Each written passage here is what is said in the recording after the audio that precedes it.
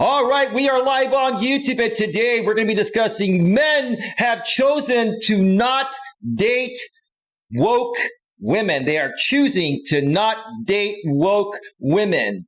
And the confusion this is creating between men and women. So stick around for all of that and much, much more that's coming right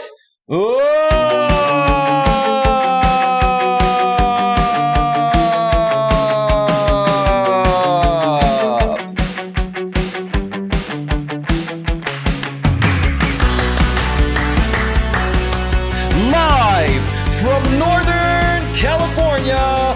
Welcome to Navigating the Modern World with Coach Eli. And if this is your first time here, and most importantly, you are open to suggestions and change, please consider subscribing and then banging that bell. And after you bang that bell, when that pop-up box pops up, make sure you select all notifications, because that way you won't miss a single thing. You will not miss anything when it comes to getting a better grip on your life. And also make sure on your smartphone, your tablet, your iPhone, your Android, or anywhere that you have the YouTube app installed on, you must also make sure that the YouTube app is set to receive those notifications at a device level. When you do all of that, you won't miss a beat, and you'll be all set and good to go. All right. Hey, everyone. Welcome to the show. Before I get started here, let me make sure that the notification has gone out. It looks like it has gone out. And let me check out the back end here in the YouTube studio and make sure the stream health is good. The stream health is great. And we have 7 people in the box here to start things off today. Thank you so much for being here. Well, first things first, while we wait for some more people to enter the chat, I know several people are still watching President Trump's address. He was live on the air up to the point of when I just went live, and he may still be on for a little bit longer. Queen Helen Casey is here. Queen, did the president finish his address? I was watching that, and I will be making a few comments regarding that to start up the show here in just a second here. But first things first, before we get to the topic, because I think this breaking news that most of you have probably heard by now, if not, you're going to hear some breaking news. It will kind of pertain to today's topic. Joe Biden has announced his vice presidential running mate, and it is Kamala Harris. Wow. When I got the notification on my phone, I was like, holy smokes. And I remember when Kamala Harris announced, like, I believe it was early last year, that, you know, she was running for president. I was supporting her at that point, and then I really liked what Elizabeth Warren had to say. But now, you know, hey, you know, we're past that point there. Now, I'm like, wow, Joe Biden has chosen Kamala Harris as his vice presidential running mate. And I'm sitting here thinking to myself, okay, now I know people on the right are going to have different opinions from people on the left. I'm not here to, you know, fight with the left or the right. I'm just here to say that initially, in my eyes, this is how I feel about it. This is what I feel this is showing to people out there.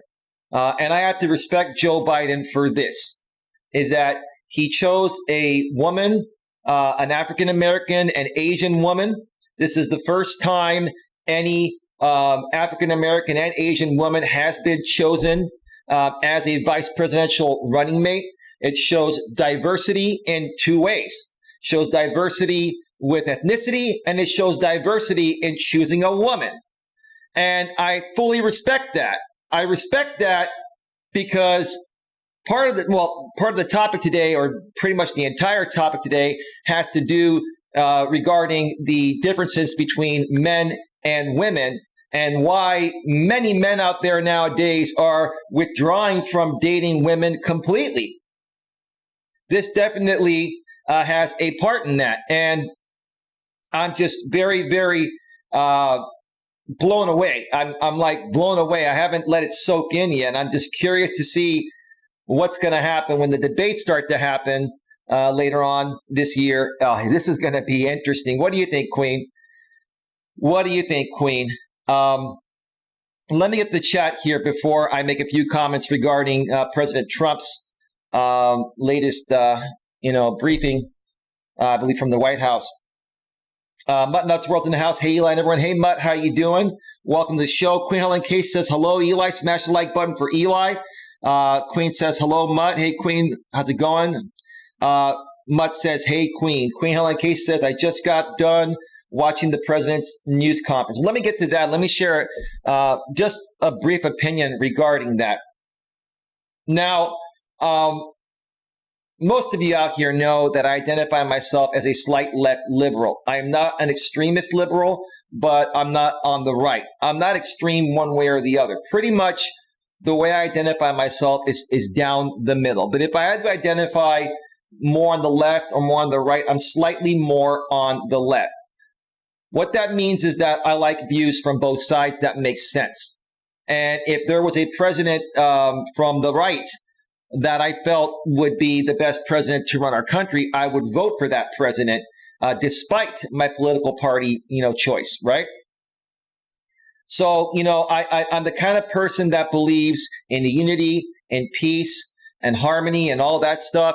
And, when we spend more time, fighting between left and right, we're wasting lots of energy instead of working together to create unity and to come to one common goal, making, our country here in the U.S. a better place to live, and helping other countries as well by leading by example from the U.S. to make them a better place or help them become a better place, right? The U.S. has a lot of global influence, obviously. We're the strongest nation in the world. Those are just facts, any way you look at it, right? So, Queen says it's going to fail. Yeah, no, Queen, I respect. Queen is slightly to the right, and I'm slightly to the left. And the reason why Queen and I get along is because despite our slight differences in views every now and then, we can have a respectful conversation on this. And we're both not extremists. And, Queen, it may work, it may not work, but I got to tell you, honestly, in my opinion, Joe Biden, a Caucasian man, choosing an African-American / Asian female to run with him is showing diversity in many ways. He's going to get the feminist vote. He's going to probably get the African-American and Asian vote. And that's huge. That's just my guess. I'm not here to, go toe to toe with anyone. I'm just stating how this looks at first glance. I'm like, wow, whoa, man, woo, oh boy. But yeah, who knows? It may work, it may not. I'm curious to see what's going to happen. One way or another, the country's going to move on, right? Mutt Nuts World says, I am okay. Just been a rough day, but I am pushing through it. What's been going on with you, Mutt? Feel free to share in the chat. As far as President Trump's briefing, I was waiting for him to mention something regarding Biden's choice for vice presidential running mate.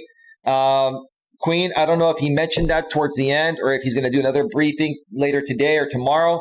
But I did not hear Trump mention anything unless he mentioned it at the very beginning. And I missed the beginning of the address. So if you can let me know in the chat if he did address it, I will go back and watch a replay of Trump's address later on after my show ends here today. But here's the most noteworthy thing that I want to say about this, because most of you know that obviously I'm not a Trump supporter. That doesn't mean I don't feel he's done a completely horrible job. I think there are things he's done right and there are things he's done wrong. But when someone is right, when something makes sense, despite whose mouth it's coming out of, I'm going to agree with it. Lewis Fuller's in the house. Good evening, host Eli. Hey, Lewis Fuller, how you going? How you doing?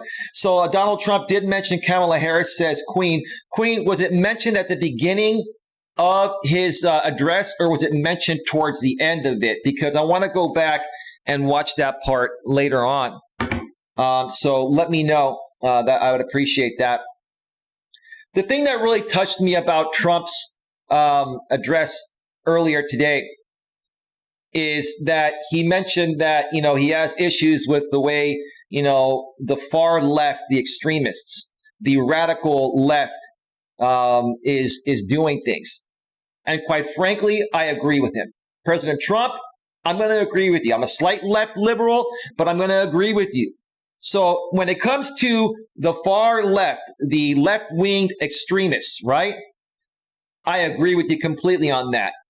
And I'm only going to mention one more thing about you, President Trump. And I know you're not watching me, but I'm going to address you like you are. You just never know, right?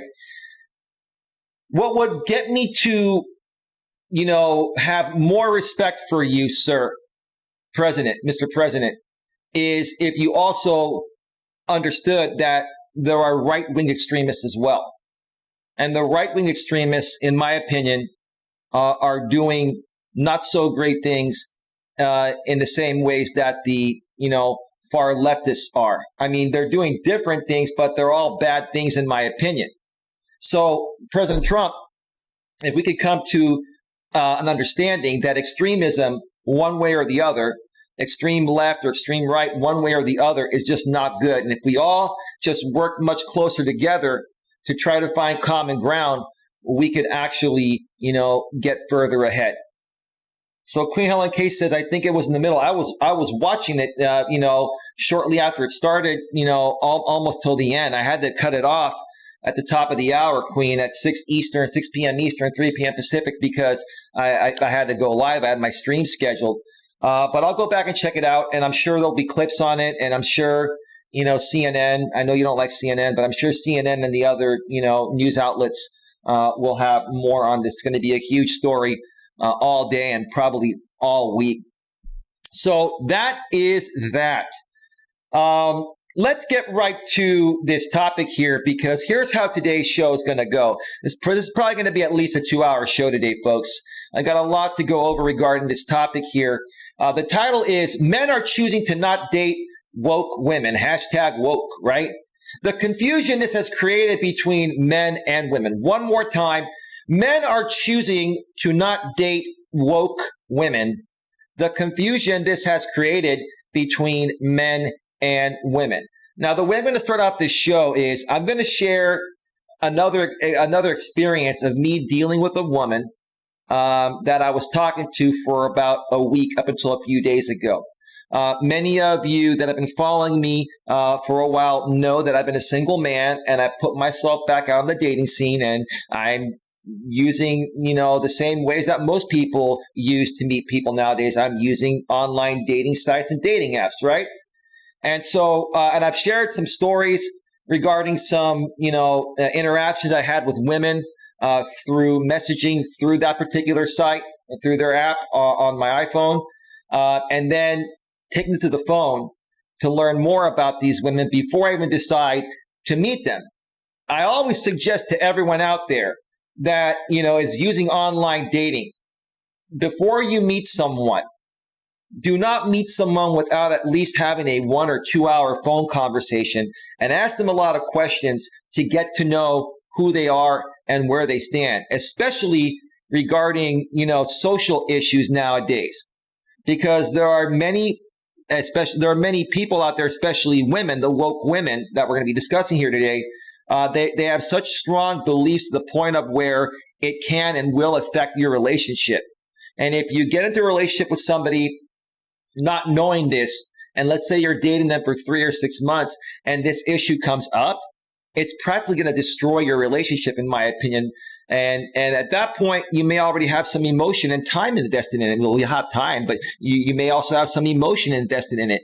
And I want to help you folks, spare the heartache of dating the wrong person, for quite some time before figuring out that they weren't the right fit for you initially, right? So if you can find that out initially, why wouldn't you? And that would, prevent you from wasting your time and even wasting their time, right?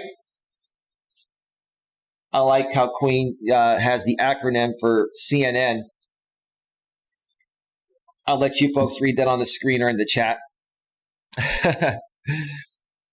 I'll agree with you to a certain extent, Queen, that a lot of things that the mainstream media does say are not true, but there are things that are true. But no, I get it. I get it. And remember, the mainstream media is heavily influenced by what the sponsors and advertisers want them to put out there, right? It's all about the money, right? The more dinero you got, the more you can influence what people say, right? Well, it doesn't work for me, but we know how it works in reality, right? It's all about the money, honey, right? So I understand that. No, I get it, Queen. Queen, I'm not disagreeing with you, at least not completely, but I'm saying for the most part, I do agree with you. You know, I'm not going to say that 100% of what CNN says is not true, but there's a lot of truth to what you're saying. You see how we can have this respectful conversation? Anyway, let me just check something out real quick. Yeah, Queen, just so you know, that was a sock account. That wasn't the real person that you just banned. You know who that is, Queen. Adelaide's advice addict is real. Do not ban her. Adelaide's advice addict is the real her, Queen, so do not ban her. That is, I believe, the sister of Lewis Fuller. Adelaide, welcome to the show. You know, I was trying to get you to speak out in the chat last time, but you didn't. Feel free to share more with us. And, you know, if you have any questions regarding, you know, any business or personal things that you need help with throughout this show, feel free to ask your questions in the chat, and I will answer them as best as possible. Thank you, Queen. No, she is genuine. She got wrongfully banned here in the past. I'm not quite sure how it happened. My apologies once again, though, to you, Adelaide's advice addict. And moderators, feel free to share your links or anyone else's links that you like, you know, that are here in the chat. So that way we can check out their channels, because again, you know, YouTube no longer has the go to channel feature unless you install the go to channel extension on your desktop version of the Chrome browser. Yep, I am Lewis's sister. Welcome to the show. Thank you so much for being here. Glad to have you on board. We will be together a year on 9/6. Are you talking about your man, Mutt? Is that what you're saying? Yeah, that's what I believe you're saying there. So why don't we get right to it? I'm going to share this story, and then I'm going to take a quick break. And after that, I'm going to be reading a blog from somebody named Swen Lawrence. Some of you have heard of Swen Lawrence. I'm not going to be showing this blog on the screen today, just so you folks know, because I cannot get it to format properly to fit on the screen. So I'm just going to be reading it and critiquing it. But if you do want to see the blog is below in the description. It says source. A few lines down, and then a link to it. You can go to it directly. And if you want to support Swen, that's no problem. I actually, you know, like what Swen does and what Swen says. And we'll get to that in just a little bit. And the blog is actually called 10 Reasons Not to Date Woke Women If You Want to Be Successful in Life. Whew, wow. That's pretty, it's pretty harsh, but I can't deny that. I mean, I'm a good guy and I respect good women, but these woke women that we're dealing with nowadays, man, I'm going to share a story right now of me dealing with another woke woman, getting to know her through a dating app. So why don't we get to that? Let's just get to that. Adelaide's advice addict, no problems. I love watching your shows.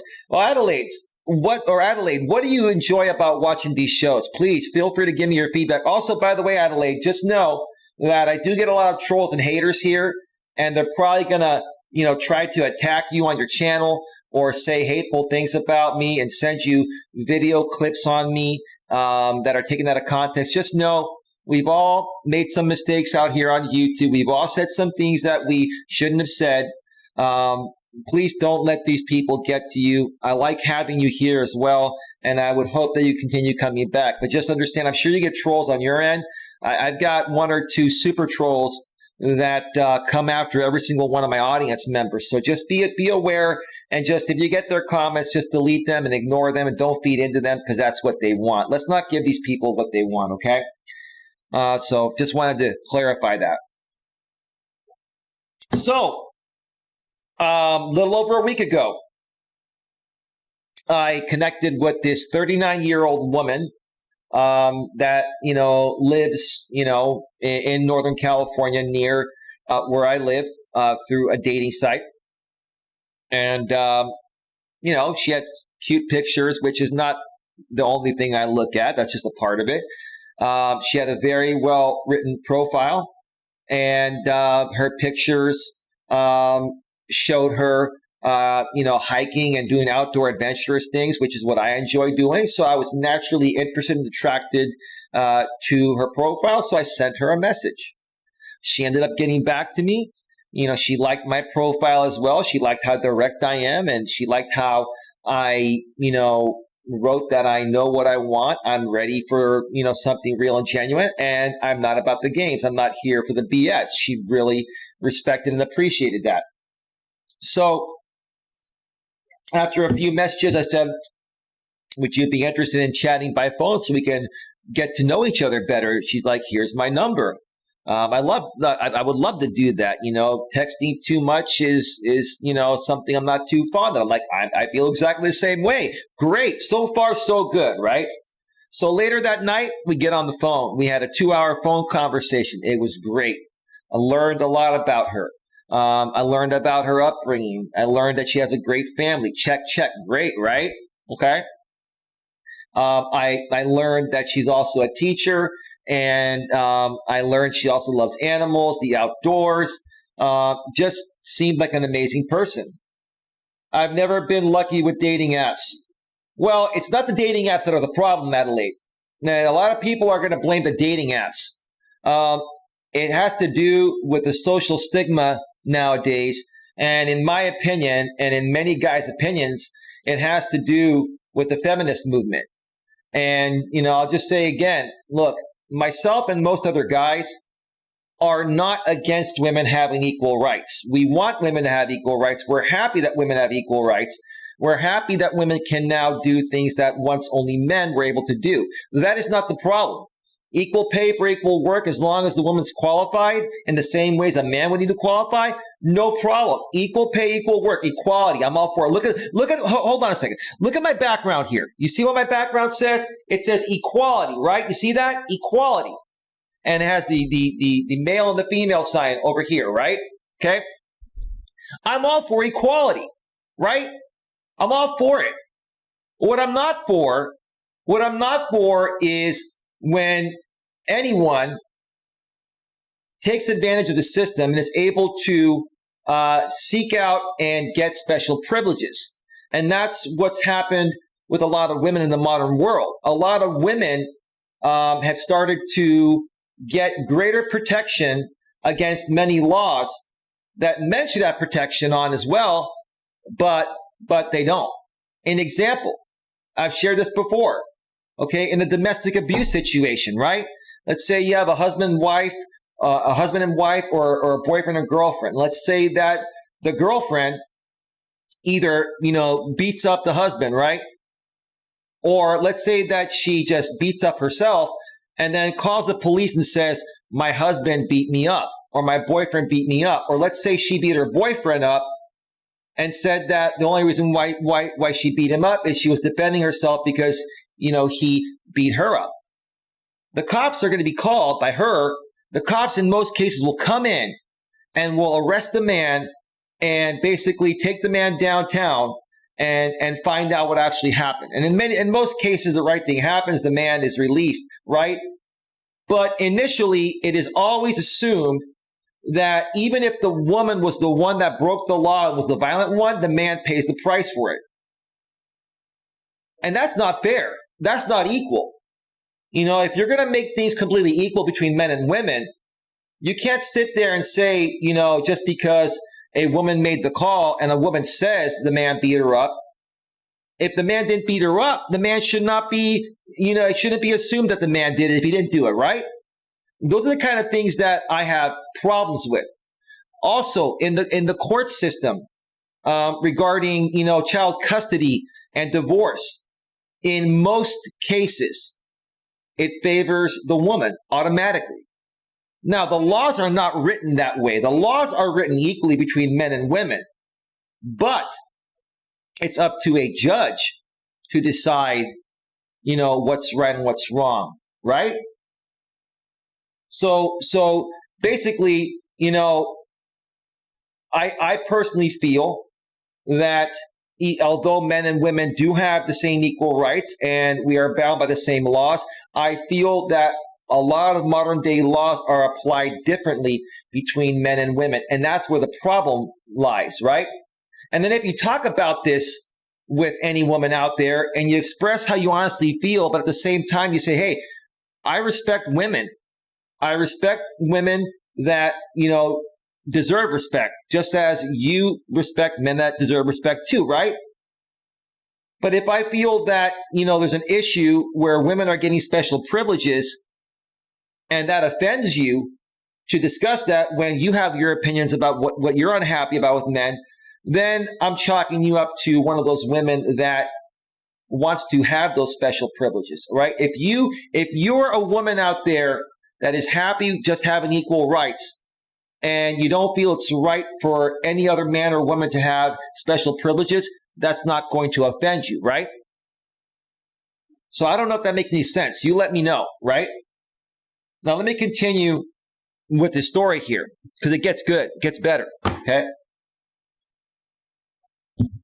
So the second day, the next day after, I told her that the previous night, yeah, feel free to reach out to me anytime if you want to talk again. Let's get to know each other. So I wasn't going to text her because, I'm the type of guy where, hey, if a woman really likes me, she's going to make effort to reach out to me, at least by text. Hey, how you doing? And once she does that, I'll say, great, how are you? Would you like to talk by phone again tonight and continue our conversation, which is what I did with this woman, right? So that happened, and we had another conversation for a couple of hours. And it was another great conversation. We started talking about, she said she wants to have kids. She's still open to having kids at 39. She's healthy. She's open to making it happen within a year or so because, she's getting older. She wants to date a guy for a little while. And if it works out, she's ready to take the next step, marriage and children. Great. So far, so good, right? So far, so good. So we ended that conversation. And then I told her, say, hey, if you want to talk again, let's talk again. And maybe the next time we can figure out a time to meet. Do you feel, that you'd want to meet a guy like me? And she's like, yeah, let's talk about that tomorrow. No problem. Okay. Reach out to me. Let me know when you're free and we can set up a time to talk. So she reached out to me the next night. We talked about those things. We talked about, meeting like a week from, it was towards it. It was about to turn into this past weekend when I was talking with her, and she had some plans this past weekend. So we had planned to meet the following weekend, which is actually this weekend coming up. We would have ended up meeting like this Friday or Saturday had this continued on, but obviously I wouldn't be sharing this story if it was going to continue, and I wouldn't be discussing it as part of this topic. So what ended up happening, it was after that third phone call, we decided to, I said, okay, let me know. I know we're going to meet. We decided we're going to meet, the following weekend, right? And I said, hey, so we know a lot about each other, and I know you're going to have a busy week. If you want to reach out anytime during the week and talk again, let me know. If you want to talk in a few days, I'm trying to tell her, like, I don't have a problem with you, talking with you for half an hour each day. But I don't expect that. If that's what you want, I'm cool with it, but I'm a cool dude. Like I can, talk with you, 2-3 days from now, or even the night before we're supposed to meet, right? But what did she do? I didn't text her. She texted me the next day and said, how you doing? I'm like, great. How are you doing? And she's like, yeah, I'm just kicking back. I'm relaxed. I'm staying in for the night. I'm up for a conversation. Are you? Oh, yeah, sure. I was free. I'm like, okay, I'm just kicking back on my couch, relaxing, right? So I called her up, and we were talking for 2 hours, and we were talking about, possible trips that, we may go on if things work out. We were getting along pretty well. I was enjoying the conversation. And then 2 hours into the conversation, for some reason, and it was me that brought it up. I can't remember exactly how I brought it up, but for some reason, I brought up the topic of feminism. I brought up the topic about, because we were talking about, she was asking me what I do, and I was talking about, life coaching and all that stuff and how I help people, right? And I was explaining, how I feel this dating world has affected relationship dynamics between men and women, and she was curious to hear more. And I said, yeah, I can answer any questions that you have. She's like, what do you think is the problem? I said, here's the problem. I said, I'm all for women having equal rights. And right when I started talking like that, she was like, mm-hmm. She started giving me this, mm-hmm. And I'm like, oh no.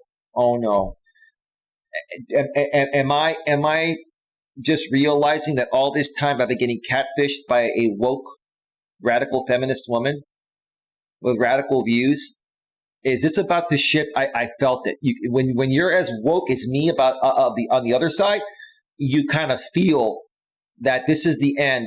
And all these hours that you talked with her on the phone and planning, meeting the following weekend, it's all about to go down the toilet, right? But better to find this out now than to not, right? And to date her for 2-3 months, and then you're both invested into each other, and then you find out, right?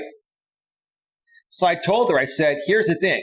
I'm all for women having equal rights, equal pay for equal work, the right to bear arms, the right to vote, whatever, right? Right? I'm all about equality. Look behind me. I'm all about equality, right? Okay? She goes, well, where's the problem? I said, here's the problem. You've got a lot of women that are working jobs nowadays that were once known as jobs that only men would do. For example, a corporate executive position, right? Now, I told her, I said, I'm all for women having, jobs as corporate executives. But when a woman is doing that job and she has to fire somebody, when she's in that position of firing somebody, okay, it requires her to exude more masculine energy versus feminine energy, or instead of feminine energy, right? Which is out of a woman's natural essence. And she's like, so you're saying that makes a woman less of a woman? I said, no, I didn't say that. I said, that position she's in, that was once only known as a position a man would have, is going to require her to exude more masculine energy than feminine energy. She's like, what's wrong with that? I said, there's nothing wrong with that. I'll tell you where the problem is, in my opinion, ma'am. I didn't say ma'am. I said, I mentioned her name. I'm not going to mention her name. I don't, you don't want to dox anybody out here. And then you got these crazy trolls that want to, find people I'm talking with, and you know how it goes, right? So I told her, I said, look, she goes, well, what's masculine to you and what's feminine to you? I said, well, being masculine is me. I'm a masculine man. Okay. Masculinity is about being purpose-driven, focusing on your purpose, mission, your passion, your drive, your desire to make something for yourself. She goes, well, what is your purpose? I said, my purpose is what defines me and makes me the individual I am, such as, your purpose is what defines you as an individual, right? Okay? But here's the thing I told her. I said, look, if you go back to the 50s and beyond that time, where, women were not completely liberated yet and they didn't have the same rights they had today, and they were still housewives and dependent on a man for everything, things were different, right? We're living in a different world. I'm trying to explain to her that, hey, I understand what's happening nowadays, and I'm all for it. I was all starting to think, why is she making this a big deal? I'm like, this is a woman that's woke. This is a woman that's been brainwashed into this, social stigma of feminism, which in my opinion was not what feminism was created for. Feminism was created to give women the equal rights they have, that once only men had. Feminism was not created to give women special privileges. Men have never had special privileges, okay? So why should women get them nowadays, right? So the more and more I'm getting into this and being myself, I could tell the more and more this woman, she was coming at me. She was debating me, right? And she goes, well, do you feel, what, so what do you think makes a woman feminine? I said, what makes a woman naturally feminine is, the way she was biologically made by a higher power I believe to be God. Now, you may think differently. That's okay. You may think, there is no God, but the bottom line is biology is biology. She goes, I don't think that, being feminine or masculine is a biological thing. She goes, it's a social thing. I'm like, okay, right then and there, I knew I was done with this woman.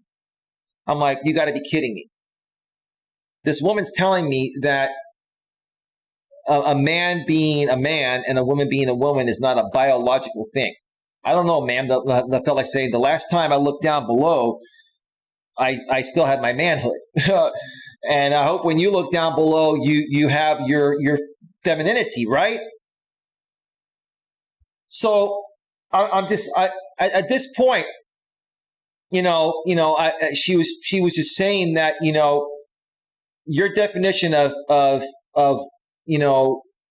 what your definition of what femininity is how you feel women should be. I said, no, ma'am.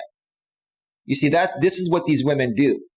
These women that are woke, that are the radical feminists, right? The ones that seek out the special privileges, right? And this is also why most of these women are single or end up being dumped or divorced or whatever, right? It's for this issue here.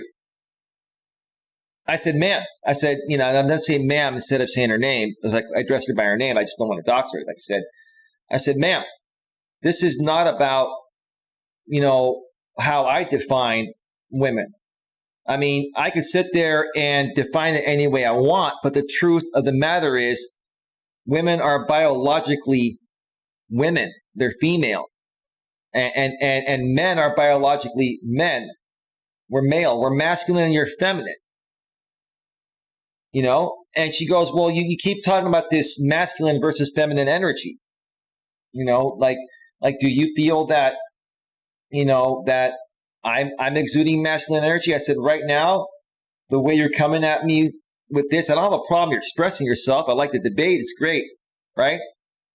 But I said that right now you're exuding more masculine energy than feminine energy. She's like, well, that's a stereotype. No, ma'am, it's not a stereotype. It's the truth. You're acting out of your natural essence according to how you were biologically made to be. Because you're talking about, this whole thing being a social thing, you're looking at it from a social aspect as well, right? You're basically, altering the way you are biologically by using social reasoning, right? And then you're blaming me for doing the same thing when I'm actually not doing that. I was like, wow, I was done. So I'm not gonna go into more detail on this conversation because it was just the same back and forth. What I will say is that, an hour into this was the third hour of the conversation. An hour into this call with this, an hour into this, call where I was talking about, feminism and the women's movement and all that. Remember, we were already on for 2 hours before that. So now we've been on the phone for 3 hours. I told her, I said, it's getting late. It was after midnight. It's getting late.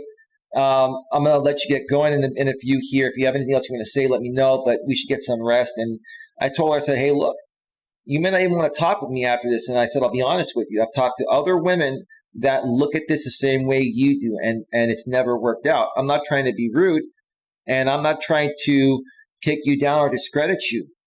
But, I'll be honest with you. Like, I'm a little bit shocked at how you see this.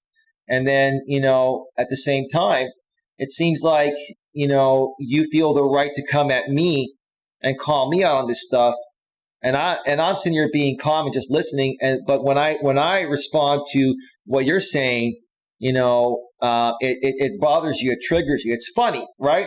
I was sitting there and I was just having a calm conversation. I wasn't arguing her. I was almost kind of laughing, right? Because I've been through this stuff, right? I've been through this stuff, right? And she goes, no, I like the debate. Let's continue.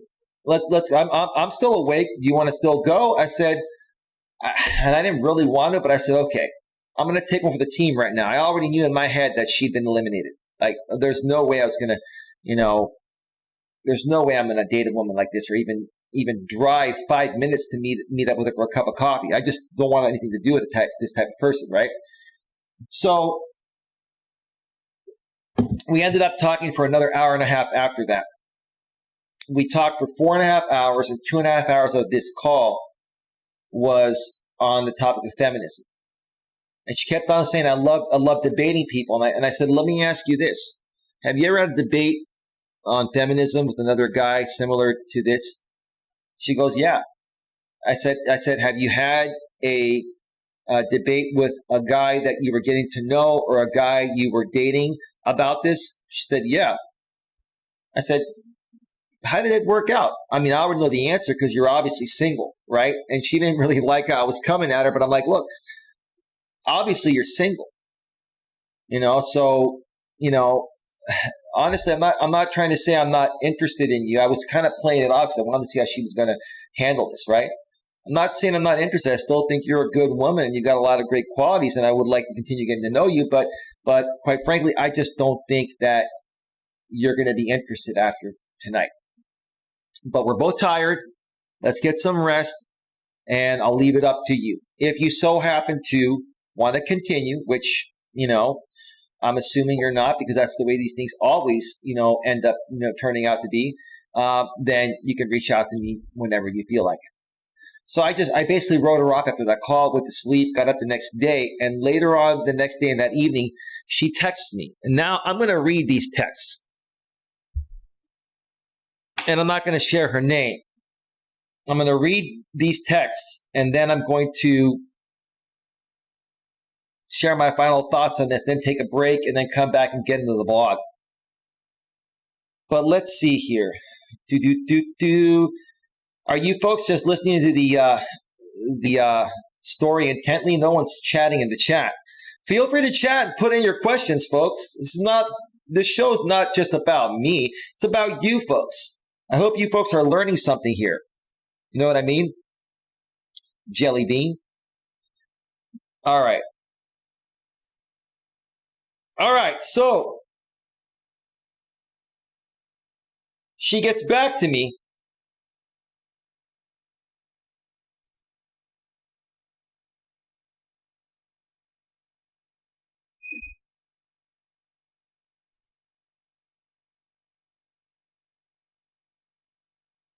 Well, you know what? There's a sock account, Luke, that came in, and we know who that is. But I'm going to respond to part of his question here because this will make sense for the show. He goes, you should have just stayed quiet so you could have got laid. Pipe her down. Listen, dude, I'm not the kind of guy that wants to just get laid and pipe a woman down. It's not who I am. If that's who I was, then I would have played her. But I'm not a player. And I don't suggest anyone be a player. That's part of the issue or issues that we have nowadays is the way dudes like you think, right? I'm not looking to play games. I'm looking to find a life partner and a soulmate. So, you can take that for whatever it's worth. And I know who you are and you know who I am. And I'm not going to get any further into this, but just know that your time is coming, sir. Just know that. That's all I'm going to say. Queen, thank you for taking care of that. You know how to handle this chat, right, Queen? Queen, you know who that is, right? Tell me you know who that is.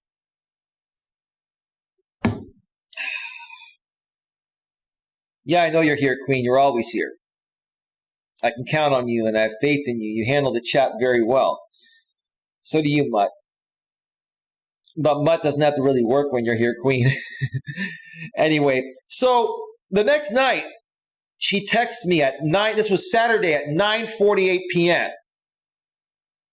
Oh, sorry. Sunday at 8:37 p.m. She goes, good evening. I hope you got a restful night last night. And so I'm like, she reached out to me. I'm definitely not interested. I've written her off, but I want to see what she's going to say because I know how this is going to pan out. And then I knew I was going to share it with you folks, right? Thank you, lady. Thank you, woke woman, for giving me content. I appreciate it. Okay. I said, I did, and my day is going great. I'm surprised you still reached out to me. Then she wrote back to me after that. She goes, I do not just disappear. Okay. Wow. All right. So then I wrote to her. Give me 1 second here.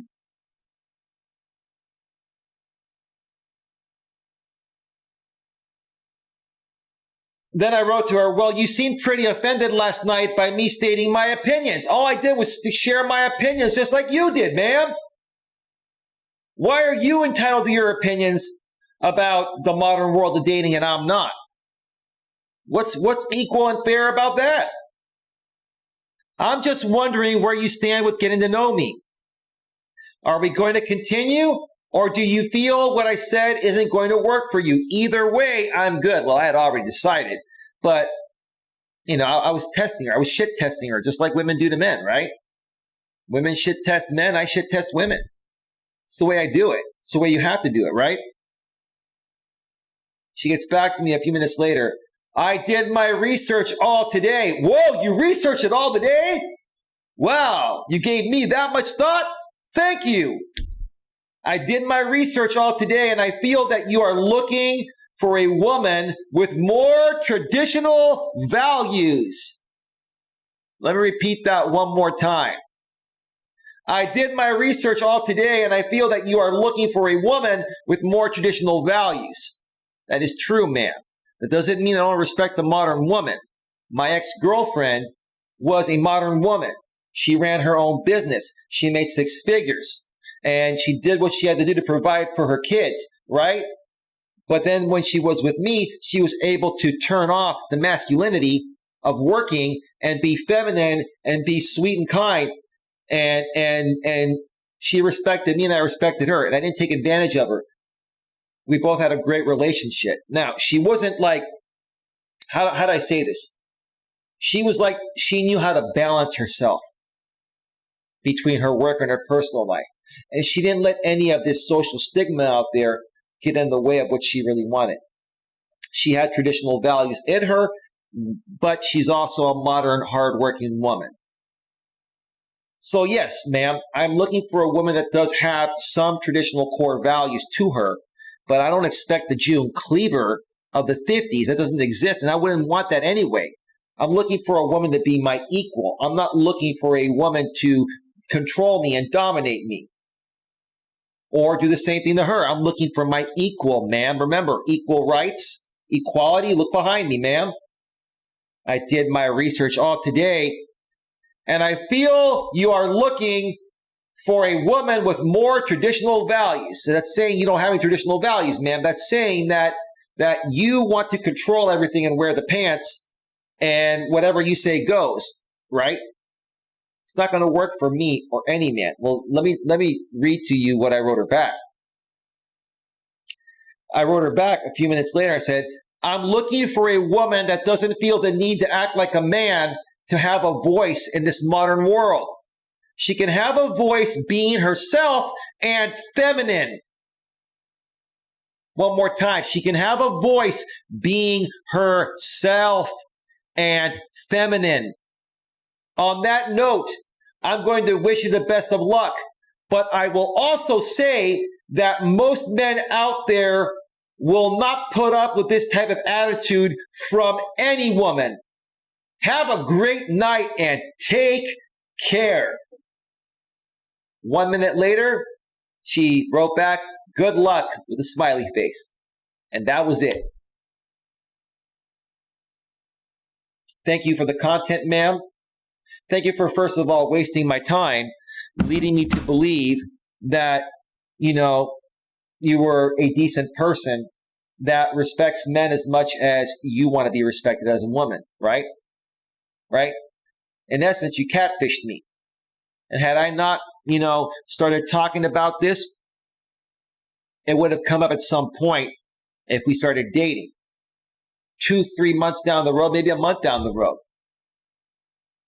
And because I am so certain within myself And what I want with a life partner, even spending one date with you or 1 minute with you, driving 5 minutes for you would have been a waste of my time.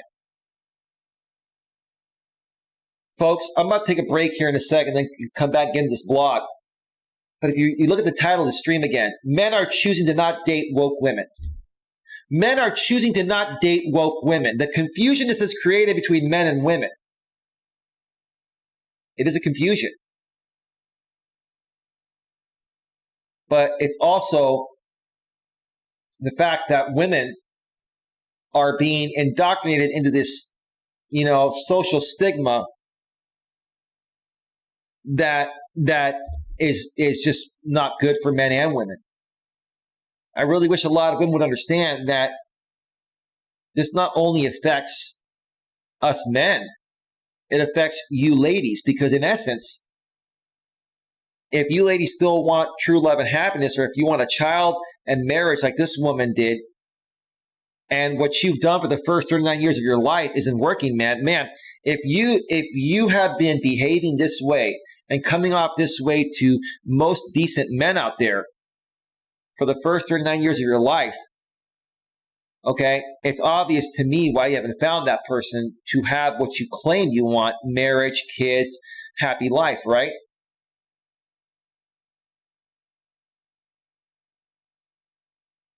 Folks, I've been encountering women like this more and more lately. Now, I still, every now and then, we'll encounter a woman that is a modern woman, but also has some traditional moral values and ethics.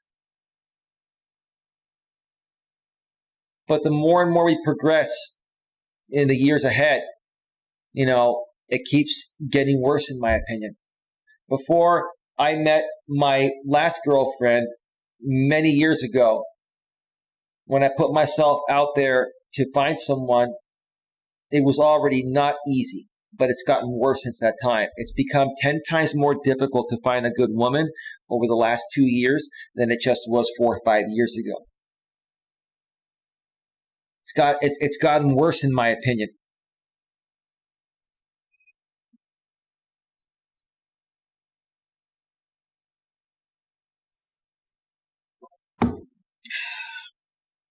It's gotten worse. It saddens me, because most decent men are not going to put up with this, right? So you have women going out there saying, men don't ask me out anymore. How come men don't ask me out? If I go on a date with them once or twice, why don't they see me again?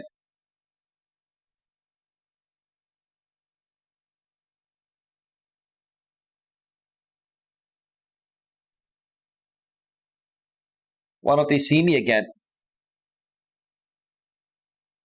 I met with this guy and he had sex with me and then never called me again. Well, it wasn't that he didn't want to call you again. It was because, he realized that it was going to be too much work to make you happy based on your behavior or how, what you were talking about, which you were more than likely feeling the same ways about men as this woman feels, right? What's attractive to any man when a woman feels the way about you and the way that this woman was coming at me? There's nothing attractive about that.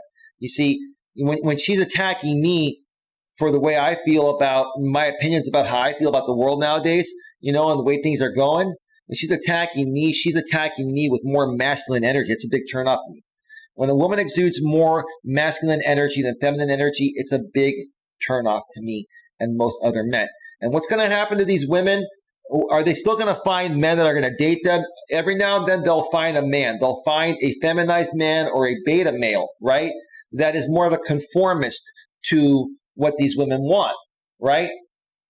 And so these women will give this guy a chance because the strong alpha males that are woke on the other side and won't put up with this won't give them the time of day. So they're going to go with the beta males, right? What happens when they date a beta male? The beta male will suck up to them, will buy them flowers every day, take them out to dinner all the time, do all the things that these women, think they want, right? And then a month or two down the road, they're like, he's a really good looking guy. He's a nice guy. He does all these nice things for me, but I just don't feel that spark, right? The reason why you don't feel that spark, ma'am, is because he's acting more feminine than you are. And you don't realize that you're attracted to a masculine man. But because you're acting more masculine due to what this social stigma's done to you, you're going to only attract more feminized men, which is not what you really want. So how are you going to get what you want? You know, here's the thing. Like, you know, a lot of women tell men to stay in their lane, right? What if we were to tell you to stay in your lane, right? And I'm not trying to be rude by saying that. I'm just saying staying in your lane means this. Men are men. We act masculine. Women are women. They're supposed to act feminine. If we both stayed in our lanes and we were just ourselves and not trying to be something we're not or something that we weren't made to be, things would be a whole lot better. Things would be a whole lot better. Anyway. All right. I'm going to cue up some music here. Take a 5 to 7 or 8 minute break. And then I'm going to come back and we're going to get into this blog. It's quite a long blog. This show might even go into a third hour. Not quite sure. I feel I have a lot of energy today, actually. My pinched nerve is like 90-95% healed. Like, I'm feeling very, very little of the pins and needles feeling in my hands and feet. I'm able to walk a lot better. Also, for those of you that have been following my story for a while, because I've had a pinched nerve for the last month and a half, I also had constipation issues. Like, I've been back to, regular bowel movements. Like, you wanted to hear that, but I just want to be honest. Like, my stomach is clear. I just feel pretty good. So trust me, more content's coming soon. I know I haven't been putting out as much content as I did in the past, but that's coming. I'm almost 100%. When I'm 100%, watch out. I'll be back doing mobile live streams again, like I used to do, from many different places. All right, so let me see here. Which songs do I want to queue up? Let me see here.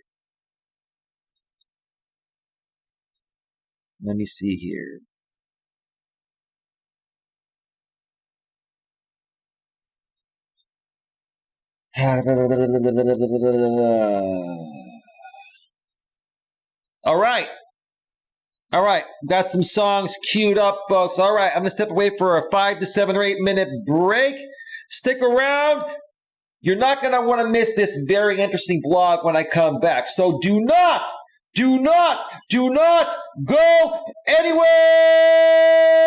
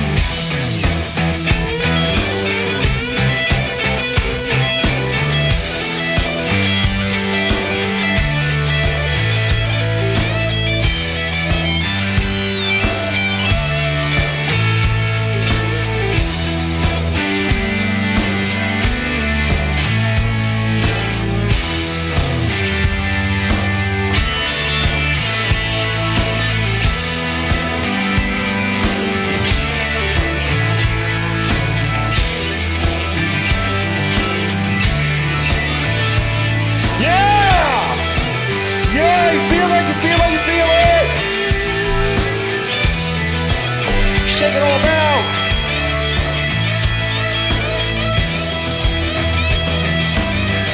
Oh, I'm gonna get dizzy.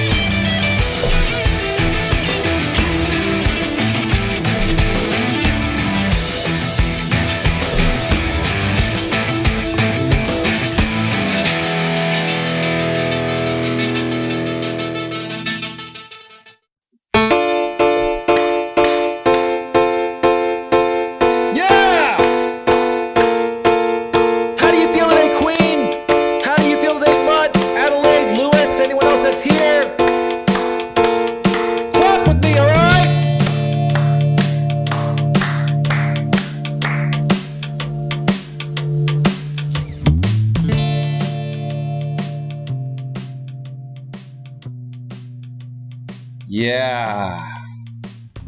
Oh, yeah. Yeah. Equality. Equality. Equality for all. Men and women, all kind, right?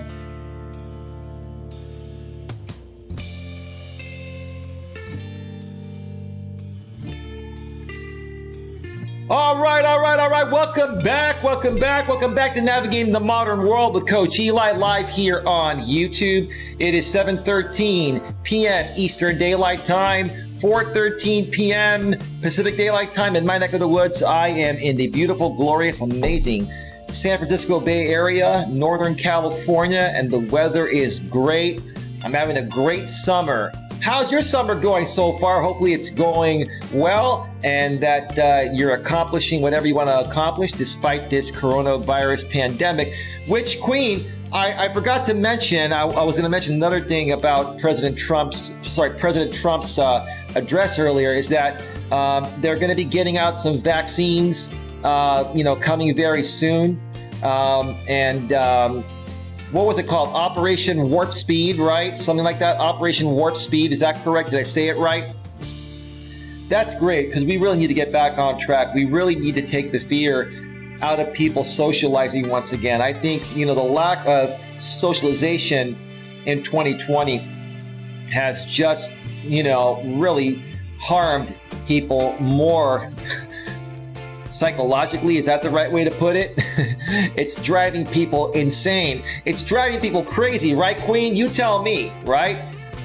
Anyway, folks, yeah, you said it right, says Queen Helen Casey, and Mutt Nuts World says the pandemic has messed my whole summer up. Yeah, you telling me, between the pandemic and my pinched nerve, oh man, I gotta tell you, that's enough, but I still find ways to move forward and make it happen. I'm sure you ladies do, and guys out there do as well. Now, if you missed the first part of the show, you're gonna definitely want to go back and check out the replay once it goes to our replay.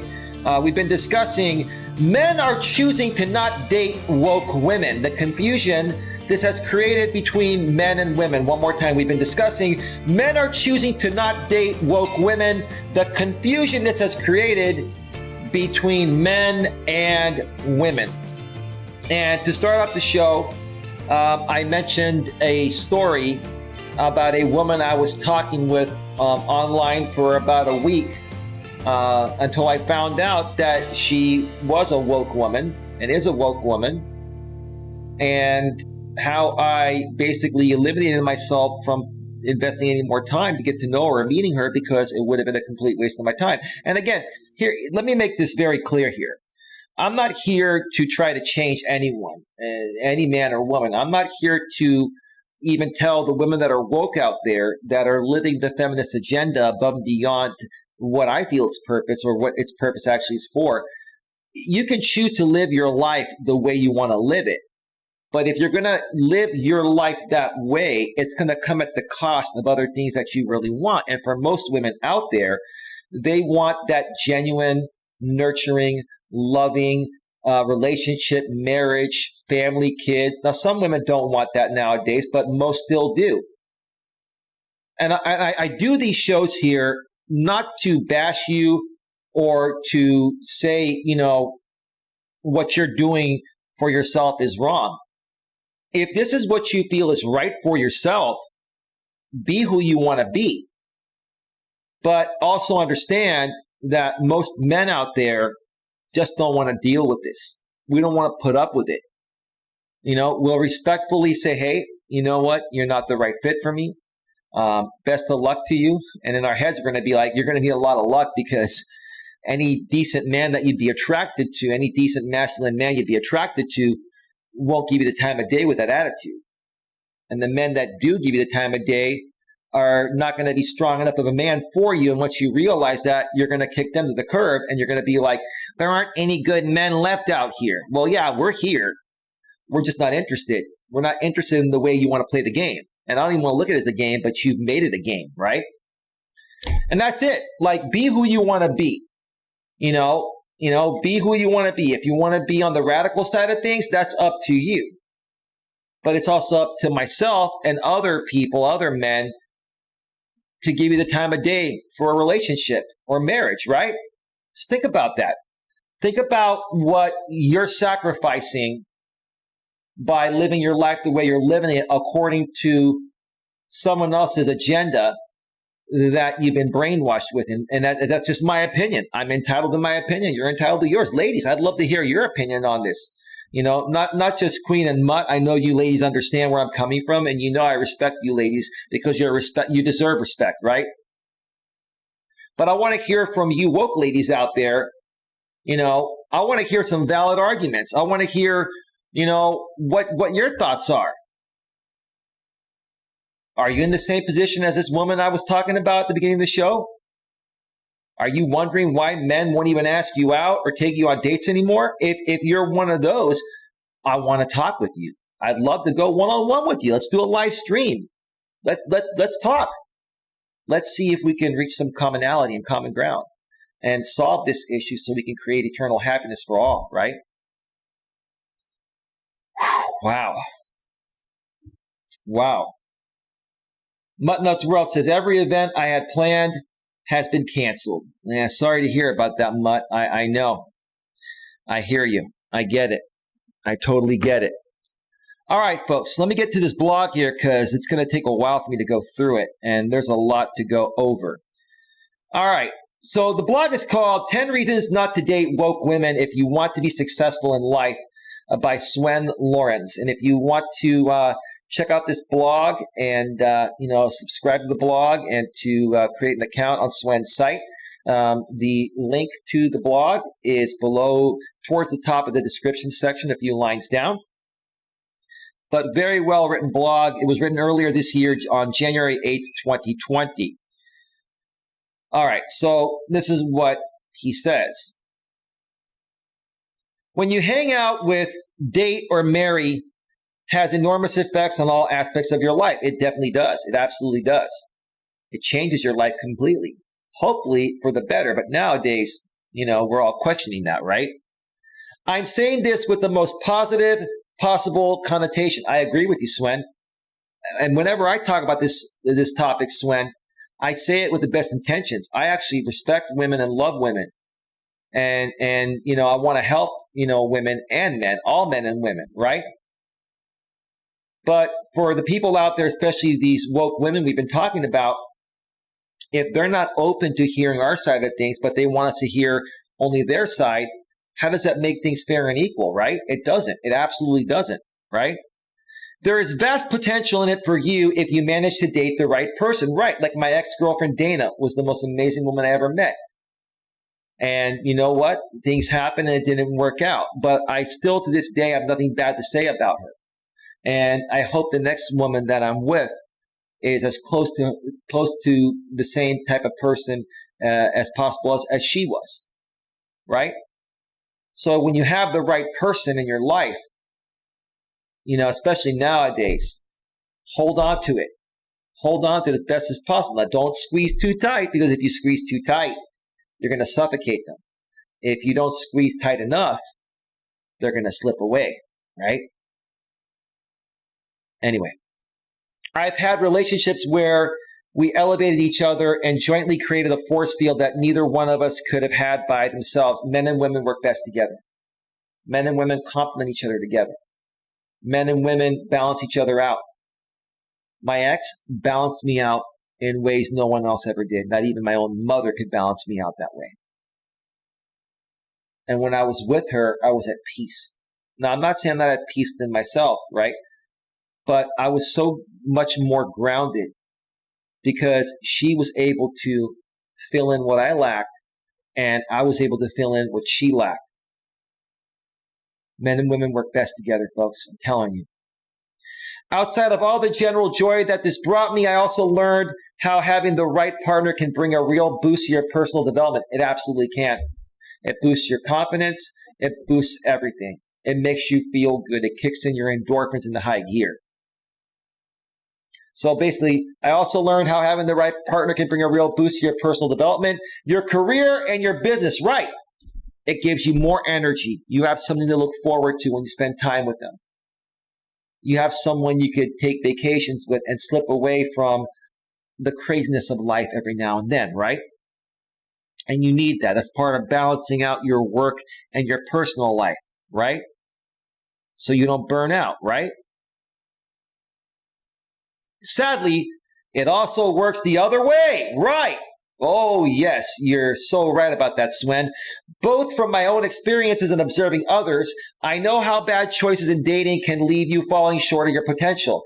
This can come in the form of merely foregoing opportunities or in the form of going out with someone whose presence is actively pulling you down. In the case of me talking with this woman by phone, I enjoyed talking with her the first 3 days for hours. It felt great. It felt right. It was like simple. It was natural. And then we got on the topic of feminism, and that destroyed it all, like instantly. The latter is something I admit to have done repeatedly during my 20s when I didn't know any better. Sadly, no one teaches you these things in school, and you only realize a lot of it when you look back and reflect. Absolutely, I've looked back and reflected everything I've done in my life. And I've learned from it. And I've even shared a lot of my experiences from the past out here on my YouTube channel as part of my coaching business, so you folks can learn from my mistakes. And that way you have a better chance of accomplishing what you want to accomplish much sooner than I did, right? We learn from our mistakes. We learn from history. We learn from things that have happened in the past, right? Getting ahead in life while having a great time is a subject that my blog takes an interest in. That's why I long had ideas bouncing around my head for writing this article. Yeah, that's great. I'm glad you wrote it because I fully agree. I read this before in the past, and it's right on par with how I feel about things. I am keenly aware, though, that my publishing of an article on this subject is recipe for disaster. Let me repeat that again. I am keenly aware, though, that publishing of an article on this subject is a recipe for disaster. Yeah, dude, you're dealing with the emotions of women. And you're also dealing with the empowered woman on top of women already having emotions and being emotional beings, right? And quite frankly, I think women really want to understand why men feel the way they feel about things about women today. But I think a lot of times, even though when women are empowered and they become stronger and they've exuded more masculine energy in many things, they're still female at heart and they're still emotional at heart. So now that they've been empowered, if you're not fully on board with that agenda, okay, then they get really emotional and upset, and you know, there are many women out there saying that, you know, if a man isn't woke and understands, you know, that I'm an empowered woman and this and that, and I want to do things this way and that way, then, you know, I won't even give him a second look. Okay. Well, you're going to be one of those women that are going to be unhappy for a very long time because you're not taking the man's side of things into consideration. You know, we're taking your side into consideration, ladies. All we want you to do is take our side into consideration and let's work out a happy medium, right? What's wrong with that? Before I divulge my all-important wisdom oozing listicle to you, the words are interesting here. Let me give you a very quick rundown of how this article came about and what its ground rules are. For you, this will provide some useful additional context. For me, this will reduce the toxic fallout that I am inevitably going to face after hitting publish. Yeah, man, I talk about this topic all the time. And I do it with the best intentions. And I do it because I really wish things could be different between men and women. I love men and women, and that's why I put it out there. But no matter how pure, honest, and genuine my intentions are, the same thing happens every time. Most women think it's an attack on them, and it's not. It's just us men stating, well, we don't like this. And this is not what attracts us to women. And if we're not attracted to you, we have the right to not date you or ignore you. There's nothing wrong with that, right? So if you want to attract us, what are you going to do to attract us? That's all I'm saying. I was warned never to write this. Well, yeah, people warn me all the time not to talk about this, but I got to be real to myself and real to the people out there. As one of my male friends told me, I can't see a single good outcome from you writing about dating. Nowadays, that makes a lot of sense. It makes complete sense. For the reason I just mentioned, a few minutes ago. Women are emotional beings, even when they're acting stronger and they become stronger and they're exuding more masculine energy. At the end of the day, women are still emotional beings. And they're still going to respond to everything emotionally based on how they're feeling in the present moment, including this topic. Luckily, I have friends who have given me honest advice. And there's a quote there saying, most of the mainstream media is woke, which is why they won't tell you what I'm going to reveal to you today. Queen Helen Casey agrees with this. They are woke, right? They're basically putting out information that their sponsors want them to put out, right? They're putting out information that they want to put out most of the time, not what's actually happening. Now, in some cases, they put out the actual information, but it's up to you to decipher what you feel is real and what is not. And again, the mainstream media does have the right to share their opinions too, right? As we all do, right? Freedom of speech, right? Freedom of speech, freedom of the press, right? I don't have to get into that. You know what I mean? I also happen to have a pretty diverse set of friends. So do I. Like, I love everyone equally. I don't judge people based on age, race, sex, national origin, sexual orientation. If I were to judge people at all, it would be based on how they treat me and treat other people. That's it. They very kindly reviewed my article draft and contributed their thoughts. 2 of them are woke. 4 of them hate wokeness. The former, I used to get critical feedback and test my own BS. Wow, man. I can only imagine how draining it was to gather the information about this article and put it together. But when you feel strongly about something, it's almost like you can't sleep or move on without putting it out there and stating how you feel to the world, right? I'm the same way. The latter primarily helped me define the positive potential and the underutilized opportunities that lie in dating a kind of woman who has not been getting enough attention in the mainstream media. Most of the mainstream media is woke, which is why they won't tell you what I'm going to reveal to you. I agree with you, man. That's why a lot of us YouTubers out here will talk about these things, because the mainstream media is I will admit this to the conservatives. The mainstream media is at least more slightly to the left, and some of them are left-wing extremists.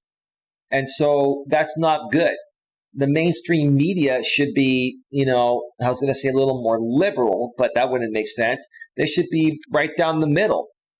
They shouldn't be about taking sides of things. But, if you are dependent on sponsors to stay afloat, whose side are you going to take, right?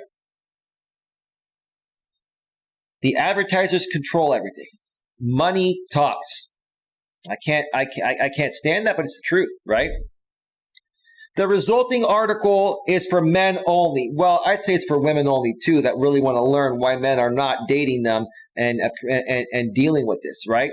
But I get what you're saying, dude. You're trying to target it towards men so it doesn't come off as an attack towards women. It's not an attack. It's stating your opinion, which in my opinion, there's a lot of truth to it. But let's just call it an opinion. for the sake of our sanity, right? Okay. Women may still read it, particularly those who are looking to improve their ways. I just said that in other words. Right. I agree. Though primarily I wrote this article for men in their 20s and 30s and even 40s and 50s. Some guys still, don't get it. It summarizes the stuff that, in retrospective, I wished someone had told me at the time. I wish I knew this when I was younger, but it hadn't gotten this bad when I was younger. But, when it started to get, really, really bad over the last 3 to 5 years, it's gotten even worse than it's ever been, in my opinion. That's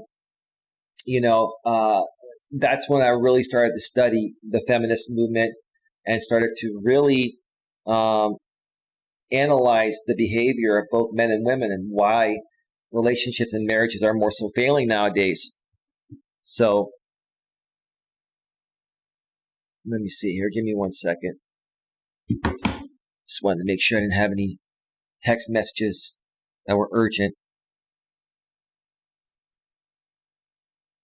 All right. So what are woke women?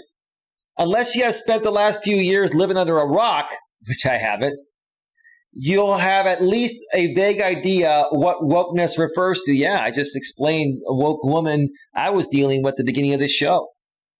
The Urban Dictionary defines woke as the act of being very pretentious about how much you care about social issues, right?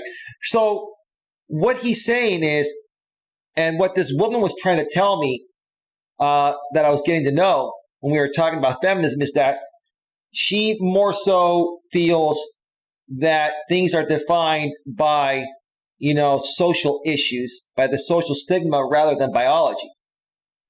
She, in essence, is saying that, no, I'm not biologically a woman. I'm a woman based on the social stigma, right? Man, this woman's been brainwashed pretty hard, in my opinion.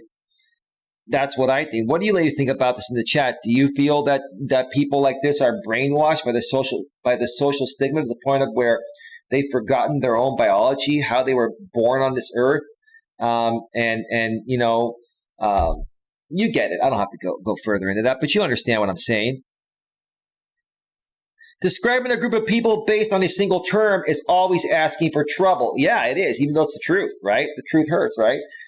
Generalizations are by definition just that, and exceptions make the rule. However, for the sake of defining an overall direction of travel, it is not that difficult to narrow down a particular definition of a woke woman. Most guys that have been dealing with the modern world of dating, especially in the last 2 to 5 years, know what a woke woman is. You've encountered, if not one, many. And once in a great while, you'll find one that, is totally against this stuff, or knows how to balance it better and understands what's going to attract and keep a man around rather than repel a man, right? You will probably have found, I think he's from another country. You will probably have found out yourself a fine specimen of a woke woman if she triumphantly posts on social media that she has just signed an online petition, which will really, really change the world. I don't see a problem with that, but it depends if she makes that like the highlight of every conversation you have with her. But I get that. Regularly attends Kumbaya style, that's funny, regularly attends Kumbaya style feel-good conferences such as SXSW or TED. Nothing beats getting affirmation from your own tribe. Right, women have these women-only groups. They conglomerate together and they further empower each other into this social stigma of what feminism was not initially created for, which further brainwashes them to believe that is the way they should be accepted as and the way they should be, which is completely out of their natural biology. It's a social stigma. And these women, they charge a lot of money to uplift these women.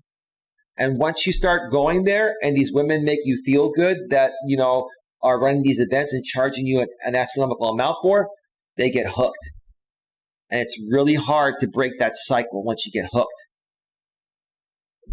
Reads The Guardian and only The Guardian because she feels only that gets her real news. Well, wow. There's a lot here, and I'm not going to read I'm not going to read this entire blog. I'm going to skip through certain parts. If you want to go read it in its entirety, it's a great read. Go below in the description, a few lines down, and look at the source link and show Swen some love when you're there. Now, let's see here. Surely for any man who seeks both a great companion or companion at all, woke women must be a grade A choice, ? Well, here's the thing, man. For me, I don't care how hot, sexy, beautiful, attractive a woman looks physically. That alone is not going to get me to feel attraction for her. What's going to make me feel attraction for her is how emotionally is she in touch with herself? You know, how great of a conversationalist is she? Does she understand, you know, how men feel about things in the modern world?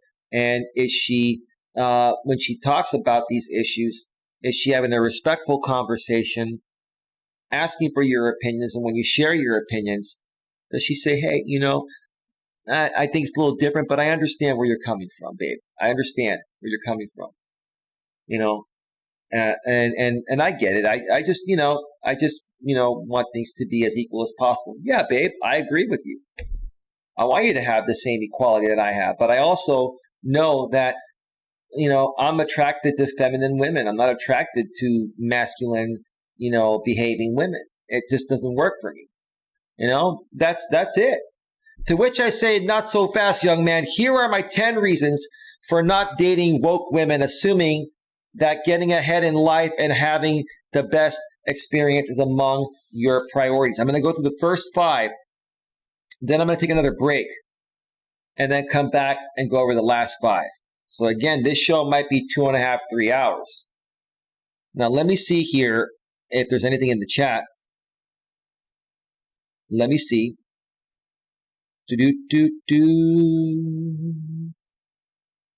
All right. Queen Helen Casey says, the mainstream media has been the enemy of the people for 250 years because they lie a lot. Well, it's all about money, Queen. It's all about sponsorships. What keeps the lights on? What keeps the cameras rolling, right? What pays, you know, what pays the bills? What pays the paychecks of the employees, right? The news anchors, right? You know, that's just the way it goes. You and I as individuals and everyone else as an individual, you know, can choose to believe what they want and not believe what they don't want to believe, right? Queen Helen Casey, oh yeah, they sure do. Yeah. Yes. All right. So, number one, let me grab a drink from my sugar-free Pear Edition Red Bull. Not the healthiest thing, but it's one of the few unhealthy things that I drink occasionally. Gives me a little more energy. And it actually has some vitamins in there too, which are actually good for you. But it's the caffeine, you know, the incredible amount of caffeine they put in this, you know, 12-ounce can of Red Bull. That's not the good part. But, you know, caffeine with moderation is okay. Anyway. Number 1, conservative women are scientifically proven to look hotter. I will agree with that, even though I think what he means by conservative there is not politically conservative. It's basically women that don't wear the low-cut, you know, shirts, the short skirts. The women that aren't going out there trying to get attention by showing off, you know, as much skin as possible. I agree with that. I know I'm onto something even when even the Guardian agrees with me. In this instance, the Guardian and I are only separated. Okay, I don't need to read that part. I'm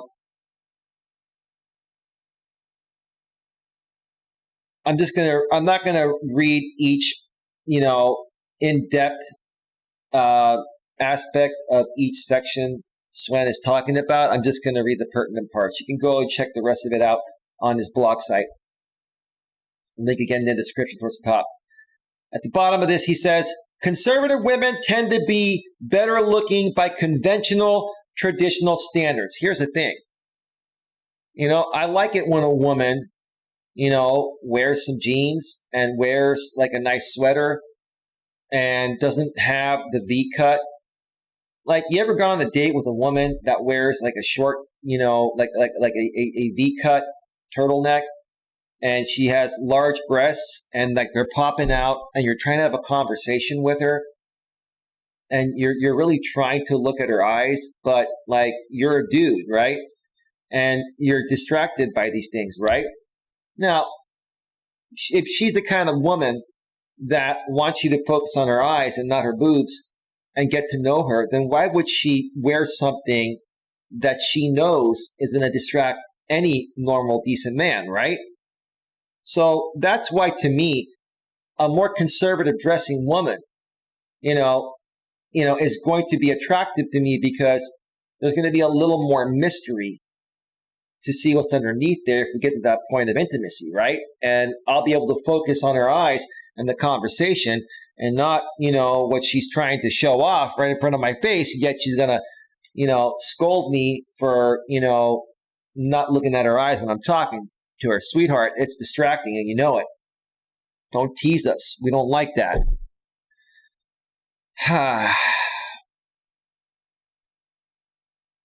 Number 2, she will have a more diverse circle of friends and more interesting viewpoints. It is widely known that woke people of both sexes have a stronger tendency to surround themselves with people who share their views. So what this is saying here is that a woke woman that has been indoctrinated and, in my opinion, brainwashed into the feminist agenda in ways that it wasn't intended to be, okay, is going to naturally connect with people that feel the same way, including a man she wants to date. And because most men don't agree with this, she's going to have a hard time finding any man, period. And she's going to end up finding men that are more feminized men or beta males, like I was mentioning earlier. And even while those men, may say, well, this really doesn't make sense for me, but she's a cute woman and she's giving me attention, so I'm just going to conform to her agenda and just agree with her just so we can relate to the point of where we can date, right? Those relationships never ever work out. But see, it's those men there that are further empowering this behavior in women. And it's those men that are not woke on the opposite side of things, on the masculine side of things. And those men are affecting the men like myself that are woke and are confident and wouldn't give these types of women the time of day for dating, at least, that is. Now, what else do I want to read here?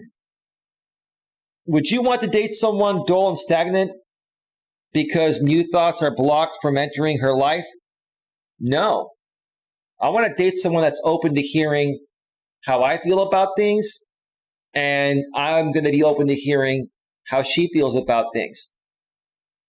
See, it's kind of like my friendship with Queen Helen Casey. She's slight right, I'm slight left. There are things we agree on and there are things we disagree on. But even the things we disagree on, we respectfully disagree, and we're still friends at the end of the day, and we learn from each other, right? With someone I'm dating, I may not agree with all their viewpoints, and they may not agree with all of mine. But if we can have a civil conversation about it and learn from each other, it'll strengthen our relationship, right?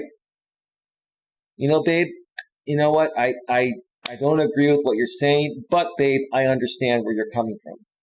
From your standpoint, I get why you feel that way, and I'm not attacking you. I'm just stating, hey, for me, I feel differently about it, and hopefully, you can appreciate being honest with you. But I still love you, and that's the most important thing, right?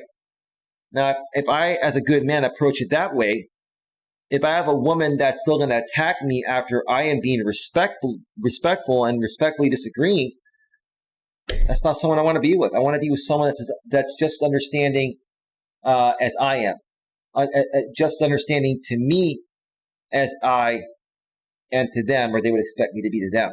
You know what I'm saying? All right. Let's see here. Oh, here's another one here. Should such a choice reflect on you? Yeah or no? What would it mean for the quality of your social life? Well, if you're asking, dating a woke woman that is not open to hearing what I have to say, but wants me to be open to hearing what she has to say, that would destroy my social life. That would just make me angry and unhappy. And I wouldn't want to be with someone like that. So in essence, I just wouldn't date anyone like that. And when I'm getting to know someone, even from online dating, I look to see through one or two phone conversations if they're like that, so I can eliminate them before investing too much time into them, right? I get it. It is obvious what you need to do. Beware of the woke woman. Yeah, that's why I'm doing this. They are more likely than others to live in an echo chamber, right, with all these empowerment groups, indoctrinating them into this culture of what feminism was not meant to be. Because they're making money off of it, right? And they're going to brainwash you into their program to keep you coming back so you feed them money, right? But then at the same time, you're going to go out there and change your behavior and then wonder why men aren't paying attention to you. Come on, put two and two together. Which is both boring and counterproductive. Picking a less challenging partner is easy, but a sign of weakness. I'm not saying I want to be with a woman that doesn't have a spine and can't stand up for herself. I do want a woman that can speak her mind. But I also want her to be respectful in the same way she expects me to respect her, right? It's a two-way street. Can't be one-sided. If it's one-sided, it's never going to work. Okay, I already got that. I already said that. Doing so has been popularized by the woke crowd through slogans like "Never kiss a Tory." Longer term, this isn't going to do you any favors. Right, that speaks for itself. Speaks for itself. All right, before I get to number 3 here, let me check out the chat. And the chat's still good. Mutt Queen, are you still there? Or Adelaide, anybody still here? Feel free to chat. I want to get my chats hopping again. People, don't be afraid to come back to my channel if you were scared away by trolls in the past. I've moved beyond that. I've moved past that. And if you get trolled because you stepped into my chat, just ignore these people. We can all learn together through conversations such as these. Okay. Give me a second here. Queen Helen Case says, I am here. Thank you, Queen. I appreciate that. All right. Number 3, she'll be more optimistic and happier. One of the poster girls, poster humans is what he says in parentheses, of the woke movement is Alexandria Ocasio-Cortez, a Democrat congresswoman representing the Bronx and Queens. She is publicly most famous for having said that the world will come to an end in 11 years. Climate change, yeah, I don't buy that. I don't buy that. Let me see. Where this becomes your problem is if the girl of your choice genuinely believes in the woke movement's climate hysteria. Going on that fantastic trip together, ? You can't, because that will destroy the planet and end human life. Yeah, I've talked with women that, well, I don't want to, eat this type of food, or I don't want to do this activity because it affects global climate change in this way. I'm like, when I hear someone like that, I'm like, next. Don't get me wrong. I'm all about, keeping things clean and safe, and I'm all about, maintaining the planet's integrity as much as possible. But, when it gets a bit too far to where you're just shutting out enjoying life altogether, yeah, I get where he's coming from. Saving for a pension, we'll all be dead soon. That's a horrible way to look at it. How about having a family together? How dare you even think of creating more earth killers? You see the hypocrisy right there? I couldn't be with someone like that. A conservative woman in comparison will likely realize that you can still have a burger and get on a plane without triggering imminent doom. Yes, and I love burgers. I love the 1 pound huge burgers with cheddar cheese and grilled sautéed onions and what do you call it? Avocado and bacon, right? Oh my God! Maybe I'll get some takeout tonight. Whew, sounds good. We'll want to save up with you to create a happy retirement as the crowning end to your lifelong success in work and business. She'll support you, and you'll support her. And she's probably working too, because women in the modern world are working. So together, you'll be like, okay, we both share our money together. We go out, have a good time. We'll spend some money, but we're not going to sit there and put ourselves in a horrible financial position by blowing money foolishly, like some women will do in a marriage, right? Or some men will do, or both, right? A conservative woman, see, for me, when it comes to outside political views, I prefer a more conservative woman. I do not want to be with a radicalized woman or an extremist type of woman, same thing. Okay? So I do prefer to be with a more conservative woman. And again, in this context, get it straight out there, people. We're not talking about conservative as in political views. We're talking conservative like with the way that they dress, and the way that they handle their money and this and that. Maybe that can relate back to some of the political views of the right, but, for me, I'm not even looking at it from that aspect at all, because I'm more down the middle when it comes to political views. Whatever makes sense for the best overall aspect of everyone, right? It is more likely to believe that human ingenuity, sorry, I can't even read, will continue to solve the pressing problems our planet faces as it has always done. The environmental movement simply does not have a good track record for creating scalable solutions to large problems, whereas technology firms do. While the issue is being worked on, you can have a perfectly normal life within reasonable limits. Right. So not everything's perfect. I want to be with someone that understands the world's not a perfect place. And while we can try to do everything as best as possible, including maintaining the planet, right? And what do you call it? Global warming has been a big issue, right? Well, we can do the very best to slow down global warming, right? And to protect our planet. We still have to live our lives. Just be reasonable about it. If you're with someone that's so set in their ways and they're not open to suggestions and change, it's not worth being with them. Because then it's all about them and their ideas and views and nothing about your ideas and views. Then you're going to become more of a conformist, and eventually you're going to have enough of it yourself if she doesn't leave you before that, right? You attract what you give off yourself, right? I always say that. You only get what you give. Okay? How you behave is what you're going to attract, right? If you're a happy person, you're going to attract happy people. If you're a sad person, miserable person, misery attracts company, right? Misery attracts, misery, right?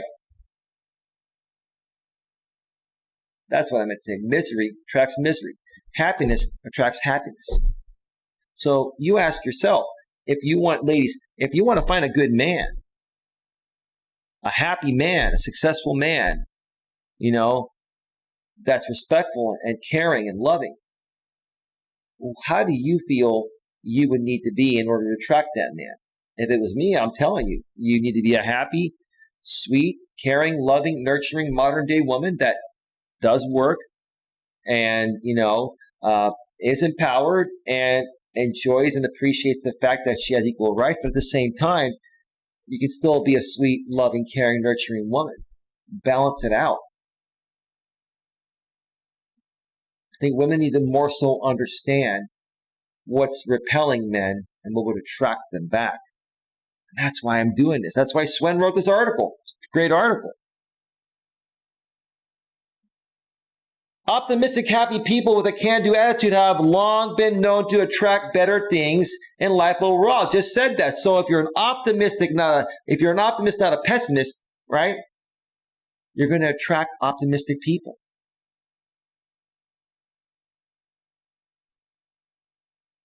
I take them 7 days a week over pessimistic people. Over pessimistic, unhappy folks that doubt human ingenuity and brilliance. That makes sense. Yeah, I have nothing more to add to that, man. That's brilliantly stated. Once again, all the clues are there. Which one of these two options would you rather have at your side? Do I even have to say, you want the conservative woman or you want the woke woman? This is going more towards woke versus conservative. That gives me a topic idea for down the road. Woke versus conservative women.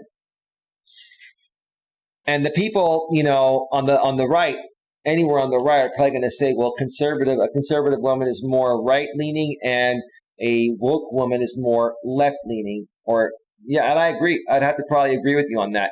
I'd have to say woke women are more radicalists and left-wing extremists, and, conservative women are at least slightly to the right, and some of them may be extremists. If they're extremists either way, I want nothing to do with them. So I think, if for political reasons, I would put the typical decent woman I'd be attracted to probably slightly to the right or slightly to the left, but hopefully more down the middle. That's what I respect the most, because that's how I feel.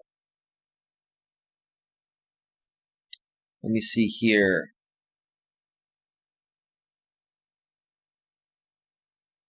Okay. Let me check out the chat real quick. We're still good. Number 4, woke girls have no sense of humor. One more time. Woke girls have no sense of humor. They don't. They absolutely don't. And they won't even give you the time of day unless you conform with their agenda. I cannot be with a woman that has no sense of humor. It just wouldn't work. It'd be boring. I don't care how sexy she is or good she is in the bedroom. It wouldn't work for me. It wouldn't work. The point is particularly ironic to write. After all, it used to be conservatives who were supposed to be the stuffy ones. Right. In a twist of fate, the situation has turned by 180 degrees. Being woke has always been a byword for being politically correct. Few people remember or know of this, but the very term politically correct started as a joke term in the 70s. Today, it is aimed at protecting anyone and everyone from feeling offended and anything and everything. Right. So, in essence, with a lot of these, or maybe all these woke women, if you're not PC with them, politically correct, or conform to their agenda, they'll attack you. They won't date you, but they will attack you, and they'll keep attacking you. And yeah, I get it. Offending and pointing at inconvenient truths is at the heart of comedy. However, this collides with the woke world's constant offense seeking for the sake of feigning outrage and virtue signaling moral superiority. Yeah, I get it. That speaks for itself too.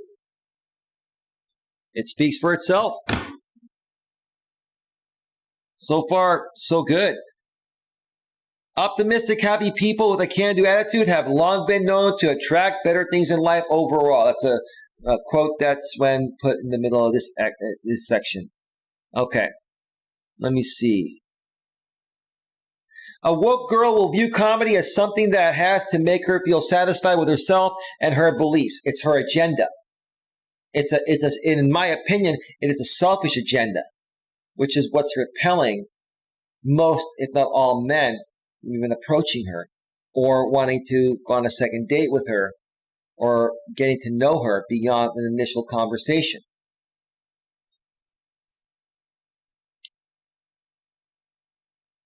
So again, a woke girl will view comedy as something that has to make her feel satisfied with herself and her beliefs rather than to be funny. Watching late night comedy is not anymore about getting laughs. It is about getting applause for repeating approved woke viewpoints. Right. That's all you see within the mainstream media. It's all woke. Turn on the TV and you'll realize as much. I agree. Besides that, she'll express outrage at anything that could offend the virtually endless list of victimhood groups that her spectrum of politics has created out of thin air. Right. Let me skim through the rest of this. It's just too much. You folks can go read this on your own if you'd like. As a result, there is little left that one can poke fun about without risking the ire of the woke movement's activist division, aka Outrage Inc. Great way to put it, man. That's actually, I believe, a company too. Or maybe it is or isn't. I'm not sure. But it was pretty funny either way. Let me see here. If you want to live in a post-humor world, go ahead and find yourself a nice woke girl. As one of my female contributors put it in her feedback notes, she will be offended by virtually everything you say, and she will take the time to let you know. That's what this woman did to me. Oh my God. That is the highlight of this whole freaking show. That's what happened with this woman once we started talking about feminism and, the modern social world and male and female relationship dynamics. Wow. She will be offended by virtually everything you say, and she will take the time to let you know. Like I said earlier in the beginning of the show, I told this woman after 3 hours into our conversation and 1 hour into the feminist talk we were having, I politely tried to end the conversation. She wanted to keep it going. She kept it going for another hour and a half. Even though she probably knew that she was never going to give me the time of day after that, and I also wasn't going to give her the time of day, she still wanted to debate it. It's pretty sad. What a waste of time. What a waste of time for the both of us. Not just for me. I'm not being selfish. For the both of us. Come on. Good luck entertaining that dinner table of normal people that you are looking to do business with. Once your woke girlfriend has turned you into the woke weakling that she desires to have at her beck and call, everyone will think of you as a right old bore. This guy's from, I'm not sure, I think Swen is from the UK or somewhere, or Australia. I can't remember. I got to read that last line one more time, dude. That was beautifully written.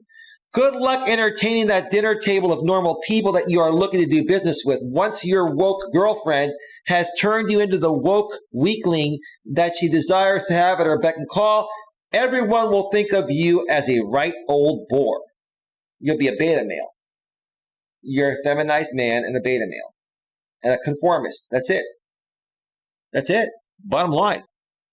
Bottom line. All right.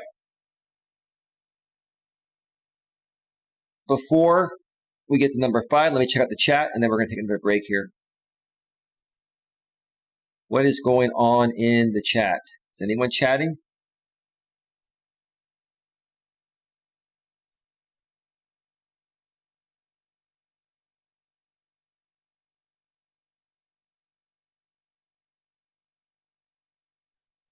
Let's see here. All right, we're good. All right, number 5, conservative women are more likely to have a real job. I agree with that.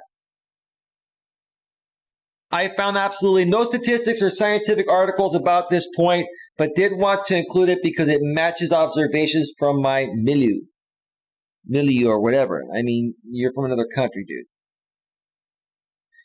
Looking at the spectrum of woke women I have met recently, they mostly work in cash-strapped NGOs, struggling social enterprises, government bureaucracies, cousins and hybrids of aforementioned groups, Quangos, ESG departments of corporations, and woke-approved corporate media outlets.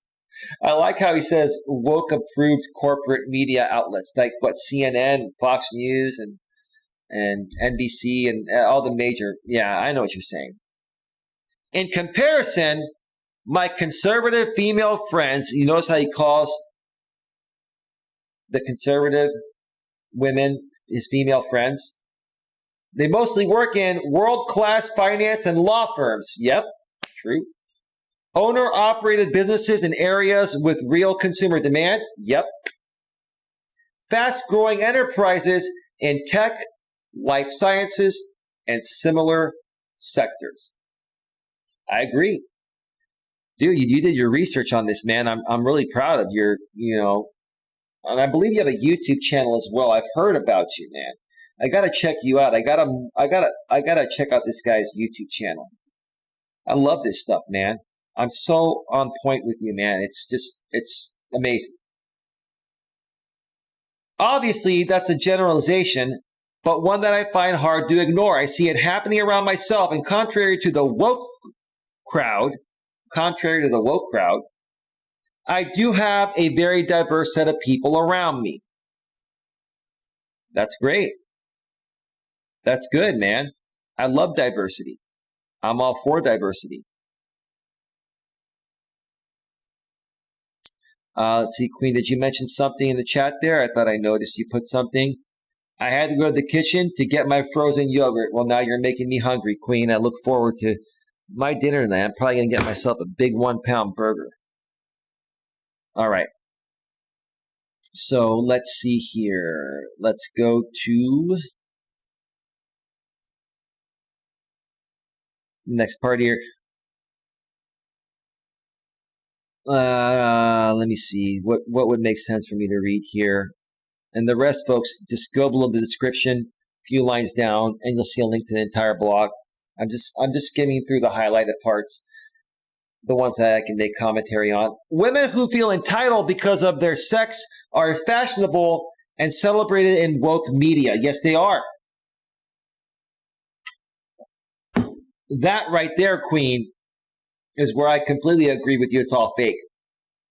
That's all fake just to get attention and to give the sponsors an audience to pay and have their commercials shown to these people, right? It's pathetic, in my opinion. Pathetic. Still, they are quietly dearded by anyone who works based on results, data, and common sense. There is a growing movement among companies and managers who still have their wits about to not hire them. I will dedicate one or even several articles to this subject in upcoming posts. Okay, I look forward to it, bro. Maybe you created them already. I'll check out more of your blog. Given the climate of fear and outrage that the political correctness brigade has created, few will dare to say so in public. You say, if you're honest in public and you're honest about this stuff, you practically get slapped upside. I can't even talk. You practically get slapped upside the head, which is what I'm trying to say. Going out with an entitled woke girl, one more time, going out with an entitled woke girl is increasingly seen as terrible judgment.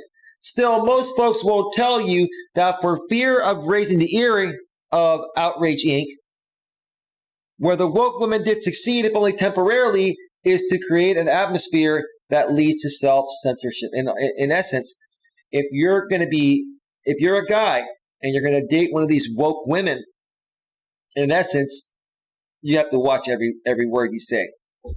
Like, I could not be with someone where I couldn't be myself. I'm sorry. That says it all right there. Nothing more to say. Nothing more to say about that. It just says it all. Women who feel entitled because of their sex are fashionable and celebrated in woke media. Still, they are quietly is that derided? What is that word? I feel stupid, but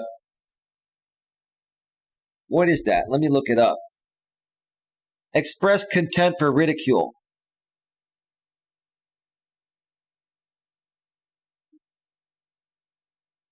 It's pronounced like derid. Does Google have? Deride. Deride. Okay. You can always go to Google and actually hit the audio. Okay. Deride. Derided. No, I get it now. I just wasn't looking at it right. Okay. I'll get some criticism on that, but I don't care. I'm human. I make mistakes. By anyone who works based on results, data, and common sense. It is also likely to weigh on your wallet. Conservative women are more likely to have a good job and be on top of their finances. In contrast, woke women are more likely to be looking for someone who can pay for their self-help group's therapeutic yoga trip to Bali. Yeah. Conservative women are also more likely to have agency, which in turn reduces the amount of negative stress that is trickling down from her life into yours. Right. They're going to be a lot easier to deal with and get along with. Right? Does that mean everything will be perfect? No. But at least you're going to have a lot more commonality, and they're going to be, more objective to you as well with your needs, right?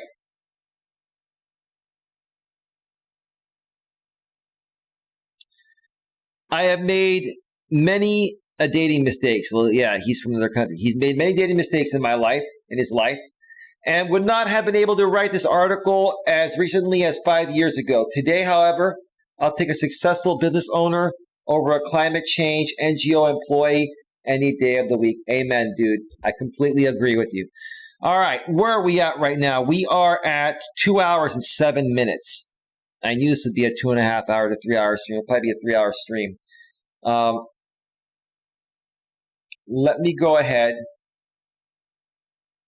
and cue up some more music here.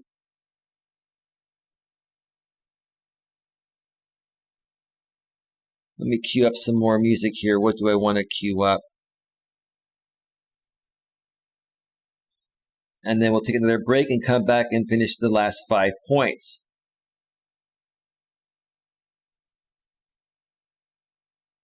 Let me see here.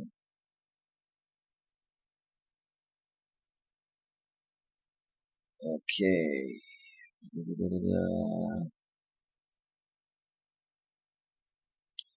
I just need one more, just one more. Bear with me, bear with me.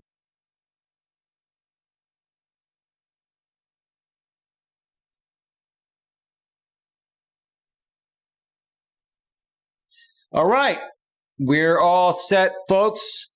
I'm going to step away for another 5 to 7 or 8 minute break, and when we return, we're going to go over the last 5 parts in the blog. Again, today we are discussing men are choosing to not date woke women. The confusion this has created between men and women. And Queen Casey is showing the crying out of laughter emojis. Okay. All right. All right, folks, stick around. We'll be right back.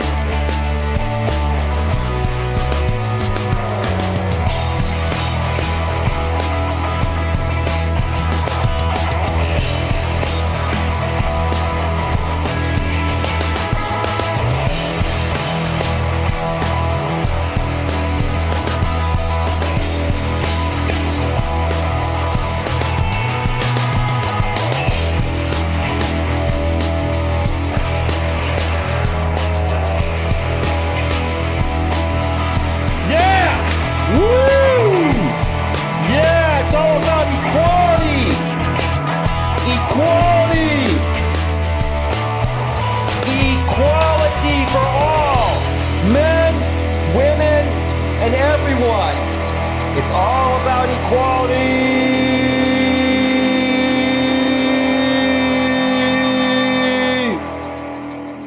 Equality, man, and ladies and gentlemen, it's all about equality, isn't it? Yeah! Woo, I want to feel it. I want to feel it! I want to feel it. Do you want to feel it? Tell me, do you want to feel it or not? You tell me.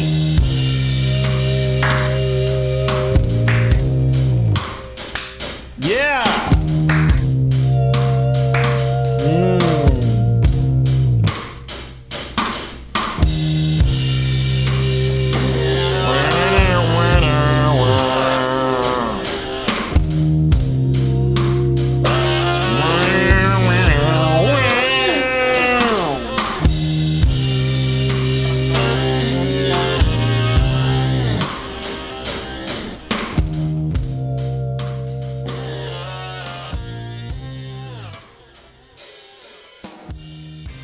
Oh, yeah. Whew, man, am I feeling it? Am I feeling it? Am I feeling it? Are you feeling it? I hope you're feeling it.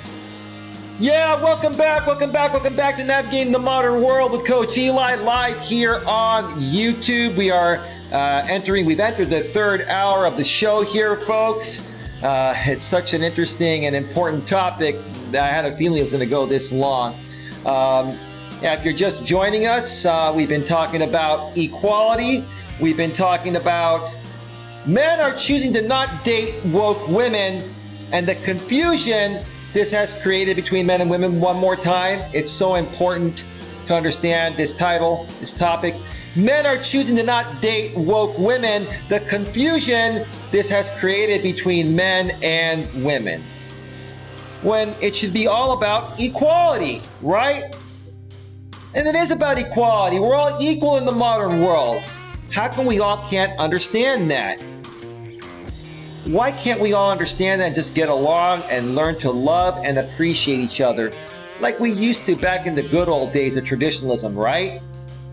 Is it a bad thing to incorporate some of the good old traditional values from back in the days into the modern world? That's where I feel many women are struggling to understand. It's not that we want you ladies to, be housewives and be baby making machines and be like the June Cleaver, from Leave It to Beaver, the 50s style of woman. But having some of those traditional core values is what's attractive to a man. And don't you feel that a man having some core traditional values is attractive to you? Ladies, we're saying you're woke and you are woke, but many of us men are woke as well. And that's where the struggle is at. And if we just, forget about this social stigma of being woke in the modern world. Ooh, yeah. I'm proud to have the label of being woke. Well, not me. I'm being very facetious about it, very sarcastic, but you get what I'm saying, right?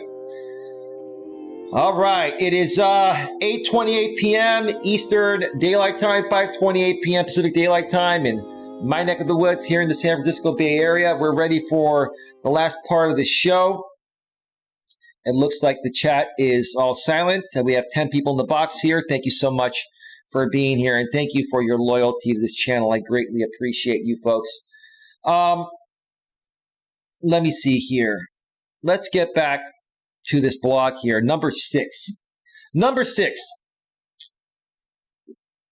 Woke women have an above average rate of mental illness.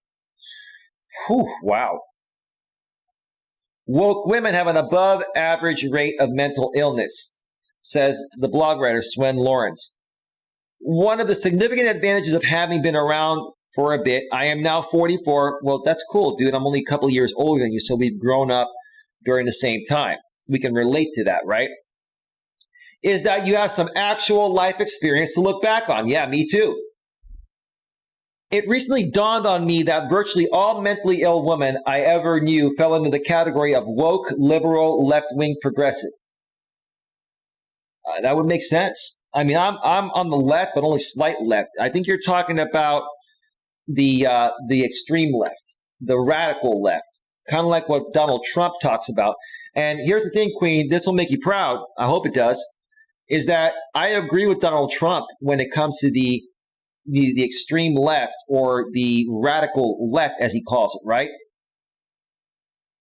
But I also don't like the extreme right. I don't like extremism one way or another, like I mention all the time, and I mentioned earlier on this show. So yeah, you make sense, Swen. When discussing the draft of this article, I told one of my female friends, not all woke women I knew were mentally ill, but almost all mentally ill women I knew were woke. Oh my. I'm not even going to repeat that. I'm going to let you go back and read that one on your own, folks, if you want. Or if you're on the replay, you'll be able to rewind. You can't rewind on my live stream, so I want you to be here live. I have that feature disabled. But wow. Is there any research to back this up? She said. Well, any woman would ask that. If you come at a woman that way, no matter how reasonable she is, she's going to question you on that. You know what I'm saying? I had a good look around search engines, and the two most relevant searches or results I found were from 2009 and 2013, respectively. These studies may seem a bit dated. Still, they have the advantage of originating during an era when not everything was as heavily politicized as it is now. I will agree with you, Swen. Like I was saying, it's gotten worse over the last 3 to 5 years. You're saying 2013. So 2013, 7 years ago, maybe the last 5 to 7 years, it's gotten worse, but especially more so the last 2 to 5 years. It continues to progressively get worse. It does, in my opinion. Let's see here. If anyone has found any further research on it, I'd love to see it. I think the behavior patterns of men and women nowadays speaks for itself, bro. What more do you need? You know, you have women that are complaining there aren't any good men left to date. No one wants to ask me out on dates. I go on a date with a guy. I don't get a second date. The guy won't call me back, right? When this pattern starts to repeat itself over and over and over and over again, it has to show there's an issue. I think ladies at some point over the next 5 to 10 years, maybe sooner, hopefully, I think ladies are going to start to realize, hey, ladies, you know, we're all woke and all that, right? And we've been empowered to, you know, behave in this way, right? And fewer and fewer men continue to talk with us. More and more men are avoiding us. Could it be something that we're doing that's offending them or repelling them? And if so, what can we do to change that? Because we really want to, you know, cohabitate and be around men again, right? Have you ever thought of it that way?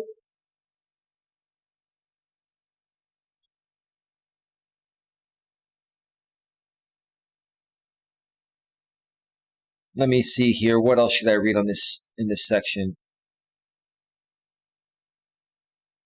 I admit to having thin evidence to present, but I do with all my heart advise to at least take caution and pay sufficient attention to this point. Do educate yourself about any and all potential risks in this regard. Example, does she have a tattoo on her forearm? It could be a sign of being into self-harm and putting the tattoo there to prevent herself from doing it to a visible body part, that sort of thing. One cannot be careful enough. I have seen way too much of this stuff. Well, that's kind of a stereotype, dude, but I understand where you're coming from. I'm not into stereotypes. And, you know, just because a woman has a tattoo on her arm doesn't specifically mean she's, you know, ill or anything in that way. But, you know, if a woman has skulls on her arms, or if she has things that depict, you know, danger and crime or hate or anything like that, I wouldn't date a woman like that.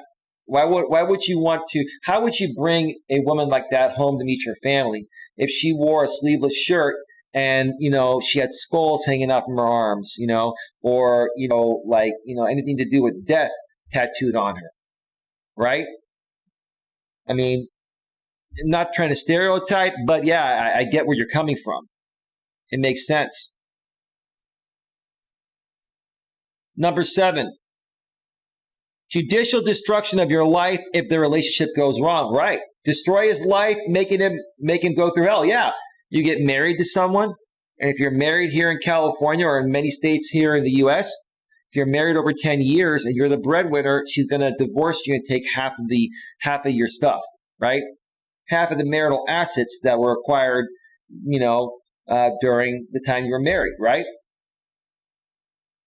And if you're the breadwinner, what's going to happen? She's going to get the house, probably get the kids, and get half of your earnings and half of your 401k, probably spousal support, child support. Judicial destruction of your life if the relationship goes wrong. And it might have been because she cheated on you. It might have been you divorced her because she was being rude to you and disrespectful to you. Maybe she started doing drugs or something and you didn't want to be around that. The way the world is nowadays, in that situation, the woman in most cases would still be victorious in a court of law. And although, like I said earlier in the show, the laws are written to be equal for men and women, they're not applied equally in the courts. They're not.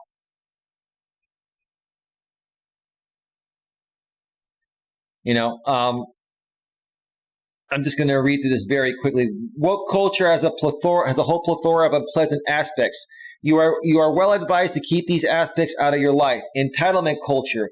An example, seeing him as an seeing him as an ATM, automated teller machine, because she deserves it, right? You don't want to be that. Cancel culture. An example, the desire to destroy anyone who doesn't agree with the gods of wokeness, right? If you don't agree with their agenda, you're done. Men as replaceable sperm donors, i.e. cutting him out of her life if a relationship or marriage that produced children goes wrong, and using family courts that have been infiltrated by supporters of third wave feminism. Look up the term if you don't know what it is. Oh, I know what it is, brother. Let me tell you. To achieve this end. And that's what the third wave of feminism has done. It has basically infiltrated the family court system to favor women in the system, even though the laws were written equally for men and women. They're applied differently in the courts, in the court of law. Sad. Some things don't work out, and it's occasionally necessary to move on from something. Though if you're dealing with a woke girlfriend or wife, you have a higher risk of finding yourself in a situation where the rest of your life becomes very difficult because she feels you deserve punishment. When my brother was married, and I'm going to move on, you can read the rest of this section if you go to the actual blog. Once again, it's below in the description, about a couple lines down. My brother was married to a woman that ended up surpassing him in income and made 3 times what he was making. After they, got divorced because she cheated on him, he just said, you go your way, I go my way. He could have taken her for a ride, and he didn't. But I can bet you if it was the other way around, she would have taken him for half of everything he owned. Now, you can never be 100% sure, and she seemed like a really decent lady besides the fact that she cheated on him, and he couldn't get past that. I can't blame him for that. You never know what would have happened if it was on the flip side. But see, my brother was in a situation where he could have taken this woman for a lot of money. But he didn't do that. He's a good man. And that's why I love him and respect him. And I'm the kind of guy that if I was in that situation, I wouldn't do that either. It's just sad how some things are.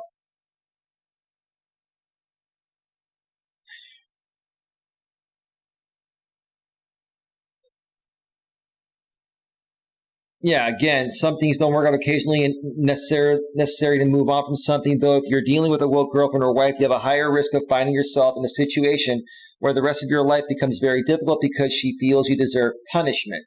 That's because women are emotional beings at the end of the day. Even for the women that exude more masculine energy because they're woke and they have to exude that in certain jobs that they do, right? They're still emotional beings, and if they don't get their way, they're going to feel like they want to punish you, and they're going to go after everything you've got to punish you for something that they may deserve being punished for. Even if they make the mistake, they still reap the benefits. That's why guys are withdrawing. The system does not apply the laws fairly, in my opinion, most of the time between men and women. That's what's happening. All right, let me check out the chat before I get to number 8 here. Yep, he sure does. Okay. All right. All right, number 8. Don't get dragged into the pitfall double life of work hypocrites. One more time. Don't get dragged into the pitiful double life of woke hypocrites. Woke women are the most fervent virtue signalers of them all. But don't take their words to mean anything. Just because she incessantly posts about social justice issues on Facebook doesn't mean that she applies any of it to herself. The long-standing motto of her side of the political spectrum is do as I say, not as I do. Right, it's very hypocritical. So I'm not going to read any more regarding this because it's quite long and he gives a lot of examples. I just wanted to make you aware of what point number 8 was. And again, I personally can understand why some women either are hypocrites or come off hypocritical. It is because they're emotional beings and they're doing whatever they can to satisfy and appease their emotions. It's a biological thing. So to the ladies out there that are woke and say that femininity is based off of, the social stigma and not biology, I don't know. I'd have to say you're out of your mind. Like when he was talking about the mental illness aspect, maybe that's what it could be, or maybe you're just out of your mind. Or maybe that you're just so deeply, indoctrinated and brainwashed into this culture by some other prominent female, leaders that you don't know any better. Despite that, I wouldn't deal with somebody like that. I couldn't be with someone like that. It's just my opinion. That's all it is, an opinion.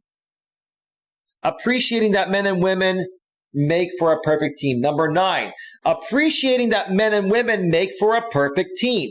I said that earlier. I'll say it again. Men and women work best together. They complement each other better. They fill in the missing gaps for each other. Women are better at some things than men are, and men are better at some things than women are. And together, they can equally balance each other out and live a happy, amazing life together. Why can't we focus on that and realize how beneficial it is for men and women to be together as long as we're both in our natural essence, women being feminine and men being masculine. And that's all it takes. And that's where the problem stems from. It's women that want to behave more masculine, which forces some men to behave either more feminine to be with them, or the men that are masculine that are not going to, change to behaving more feminine to conform to these women's wants and needs. They'll just withdraw, right? Why can't we appreciate each other for who we are? Why can't we do that? There are a few regrets I have in life. One of them is that it took me until my early 40s to realize what a bunch of amazing girlfriends I have had in the past. So, same here. Like, I met some amazing women in my younger days that if it worked out with them, I probably would have still been with them today. But we didn't expect the world to have such a huge shift as it's become today. if I could find just one woman like I had in the past in my current life right now, I'd be blown away. I just want one. And so do most men.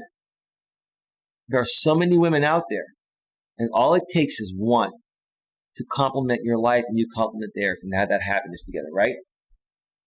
And you would think with the amount of women out there that are single, one would be easy to find. It's not. It's never been, but it's become increasingly more difficult in this day and age. Some of them made for great teams and could have made an even greater team had I invested more time and effort, which I didn't for a range of reasons. Yeah, same here. And I bet you have regrets, dude. And so do I. But we were younger back then. We didn't know any better. You see, if we knew back then in our 20s and 30s what we know now in our early to mid 40s, bro, would have been a lot different, huh? We didn't realize it, man. We didn't realize it because we had no idea this much of a shift in society would be happening in the modern world in 2020. I have come to see the wrongness of my ways in terms of underappreciating that a well-working male-female relationship is an incredible asset to have. Let me read that one more time. I have come to see the wrongness of my ways in terms of underappreciating that a well-working male-female relationship is an incredible asset to have. Now I'm going to just read, just parts of this, and you can read the rest of it if you want to check out the blog. Woke women seem to have moved further in the opposite direction. They don't want to have kids, and they're more so focused on their career. And then having company in the evening, her 3 cats will take care of that. I briefly read through those points that he made there. You can read them in more detail by going to the blog. But yeah, so the women I've encountered today are exactly like he's saying. They don't want to have kids. Or they had 1 or 2 kids in their 20s. They're still in their mid to late 30s. They can have kids. They don't want any more kids. Or they don't have kids and they don't want kids. Then they're focused on building their career. They prioritize their career over their family life, right? And I'm not saying that they shouldn't prioritize their career, but why not balance both out, right? Like men always have done, right? If they want total equality, you got to learn to balance out your career along with your personal life if you want to have one, right? And then having company in the evening, her 3 cats will take care of that. I've talked to women that are saying, I have my cats and my dogs, and they're my boyfriends and girlfriends, and I don't really need a man, but if a good one comes around, I may give him a chance. Like I've talked to women on the phone like that. I don't want to hear that, you're happy being single because you have your cats. I want to hear that, I love my dogs and cats, but nothing can replace a great man that would complement me in my life. Ladies, why can't you approach it that way? It's because you're emotional beings and you're hurt because the way the world is and you wish things were different. Do you feel thinking about it that way and presenting it that way to us men is attractive to us? It certainly isn't. It states to us that you're not in a good enough place mentally and emotionally, and that's why we just say, hey, you know what, this woman's not in the right place or her right mind and just not ready for a relationship, even if she claims that she is. And I'm going to go to number 10 right now and then wrap this up. Number 10, conservatism is the new counterculture and wokeness is lamestream. Wow. One more time, conservatism is the new counterculture and wokeness is lamestream. I reserve the right to occasionally amend my opinion and to latch on to exciting new trends when the old ones have run out of steam. Okay, yeah, same here, dude. I mean, if something changes and I feel, we're heading, in the right direction to resolve these social issues we've been having lately between men and women, I'm all for, talking about it and, saying, hey, we've come a long way. Great job, right? The entire woke do-gooder scene once was an exciting group to spend time in. I once worked for an environmental NGO, and it felt good at that time. However, the times are changing. Absolutely. Absolutely. Edgy culture nowadays comes almost exclusively from the conservative end of things. That is true. Folks on the other end of the spectrum can't try out anything new anymore because they are too afraid to risk offending anyone. That's why guys withdraw. That's why guys will not date these woke women, because woke women will be the first ones to say that you raped them when you didn't, say that you beat them up when you didn't. They're the first, women that will, try to get you in trouble for something you didn't do just because you decided to not be in a relationship with them anymore, right? So I can't blame guys for, being afraid to take chances or being afraid to risk offending anyone. Now, I don't have a problem risking offending someone because I'm being honest. There's a difference between offending someone and, like online or in person, because the bottom line is, or dating someone and not dating someone, because if you're dating someone or working with someone in the workplace and you discuss these things, one slip up, even if you don't say anything, who's to say a woman wouldn't go to the HR department and say, well, he called me the B word, or he, brushed up against me, and I didn't like it. And it could have been an accidental brushing as they were passing through the hallway, right? I remember, back in my days of working in the corporate world, I would, walk by people, and the woman would and this wasn't intentionally done, at least most of the time that I figured.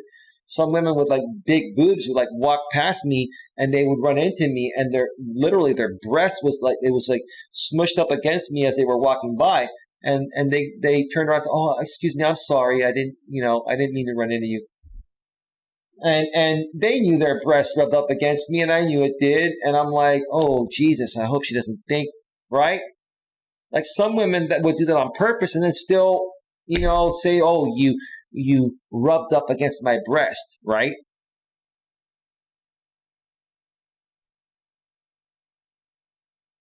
Looking around my social circle, I spot mostly conventionality on the side of the woke crowd. When I say conventionality, I don't mean this as a compliment. The conservatives are now the ones who are pushing boundaries and who make things lively as well as engaging. Yeah, I'd have to say more so the right wingers that are not extremists, the slight right people. I can get along with them, and I actually respect them like Queen, and even the slight left people. Okay. The bottom line is it's extremism one way or another that's destroying us. We got to get rid of the extremism. And extremism, in my opinion, has hit an all-time high because of feminism, in my opinion. That's just my opinion. And until we start respecting each other more and, start being more understanding to each other's wants and needs, it's never going to change.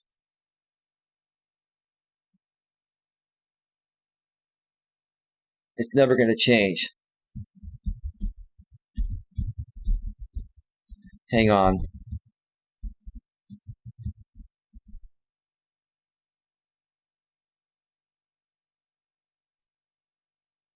Muttnuts World, sorry, Queen Ellen Case says, yep, he sure does. Muttnuts World, sorry, I've not been chatting, just trying to figure some personal stuff out.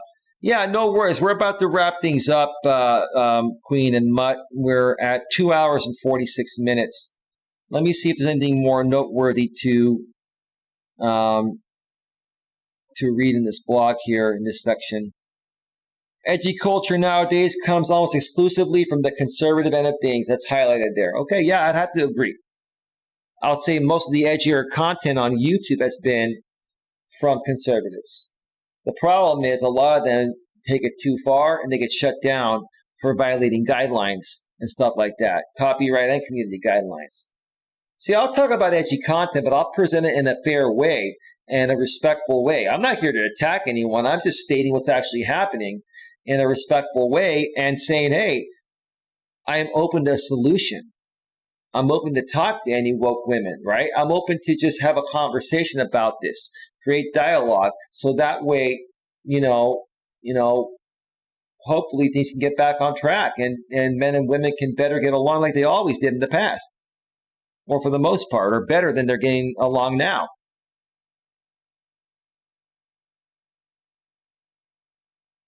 The woke movement tries hard to be seen as young, but it's already grown rather old. The small C conservatism, on the other hand, is feeling increasingly rebellious and exciting. Your anti-woke girlfriend is much more likely to tick at least a handful of the boxes listed under points 1 to 9. And how exciting a prospect is that? Okay. Very well said, man. Very well said. And there's another part, you can read this on your own. He says, finally pay attention to supply and demand. He's talking about Gen Z and some other things. Go check out the blog, folks. I'm going to actually share the link in the chat as well, but it's also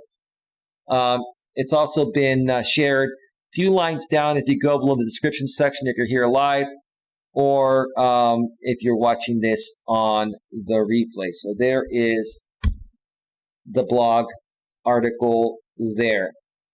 All right, Queen Mutt or anyone else, if you have anything else you want to mention in the chat, please go ahead and put it in there now. If not, I'm going to just wrap this up. I've got nothing further to say. I've been talking for a while. I need a break. I'm going to go into the rest of my night. And I will be back for another stream tomorrow. And it may be something to do stemming off this topic as well. I really want to start engaging with some more women, especially if you're woke. I want to hear your opinions. I want to have I want to see if there are any woke women out there that are open to having a civil conversation on this without fighting. If that's you, please reach out to me, Coach Eli at coacheli@melas.com. You can go below in the description section and find that email there and let me know. And if you're a YouTuber especially, we could do streams on each other's channels and really start trying to figure this out to make it a better place for everyone. With that being said, I want to thank you all for being here. Thank you to Queen Helen Casey in the chat. Thank you to Mutt Nuts World. Thank you to Adeline, who was here earlier. And thank you to Lewis Fuller and anyone else that was here and only viewing and not chatting. Have yourselves a great, great night, and I'll see you all next time. Take care. Bye-bye. Bye. We're out. Equality. It's all about equality.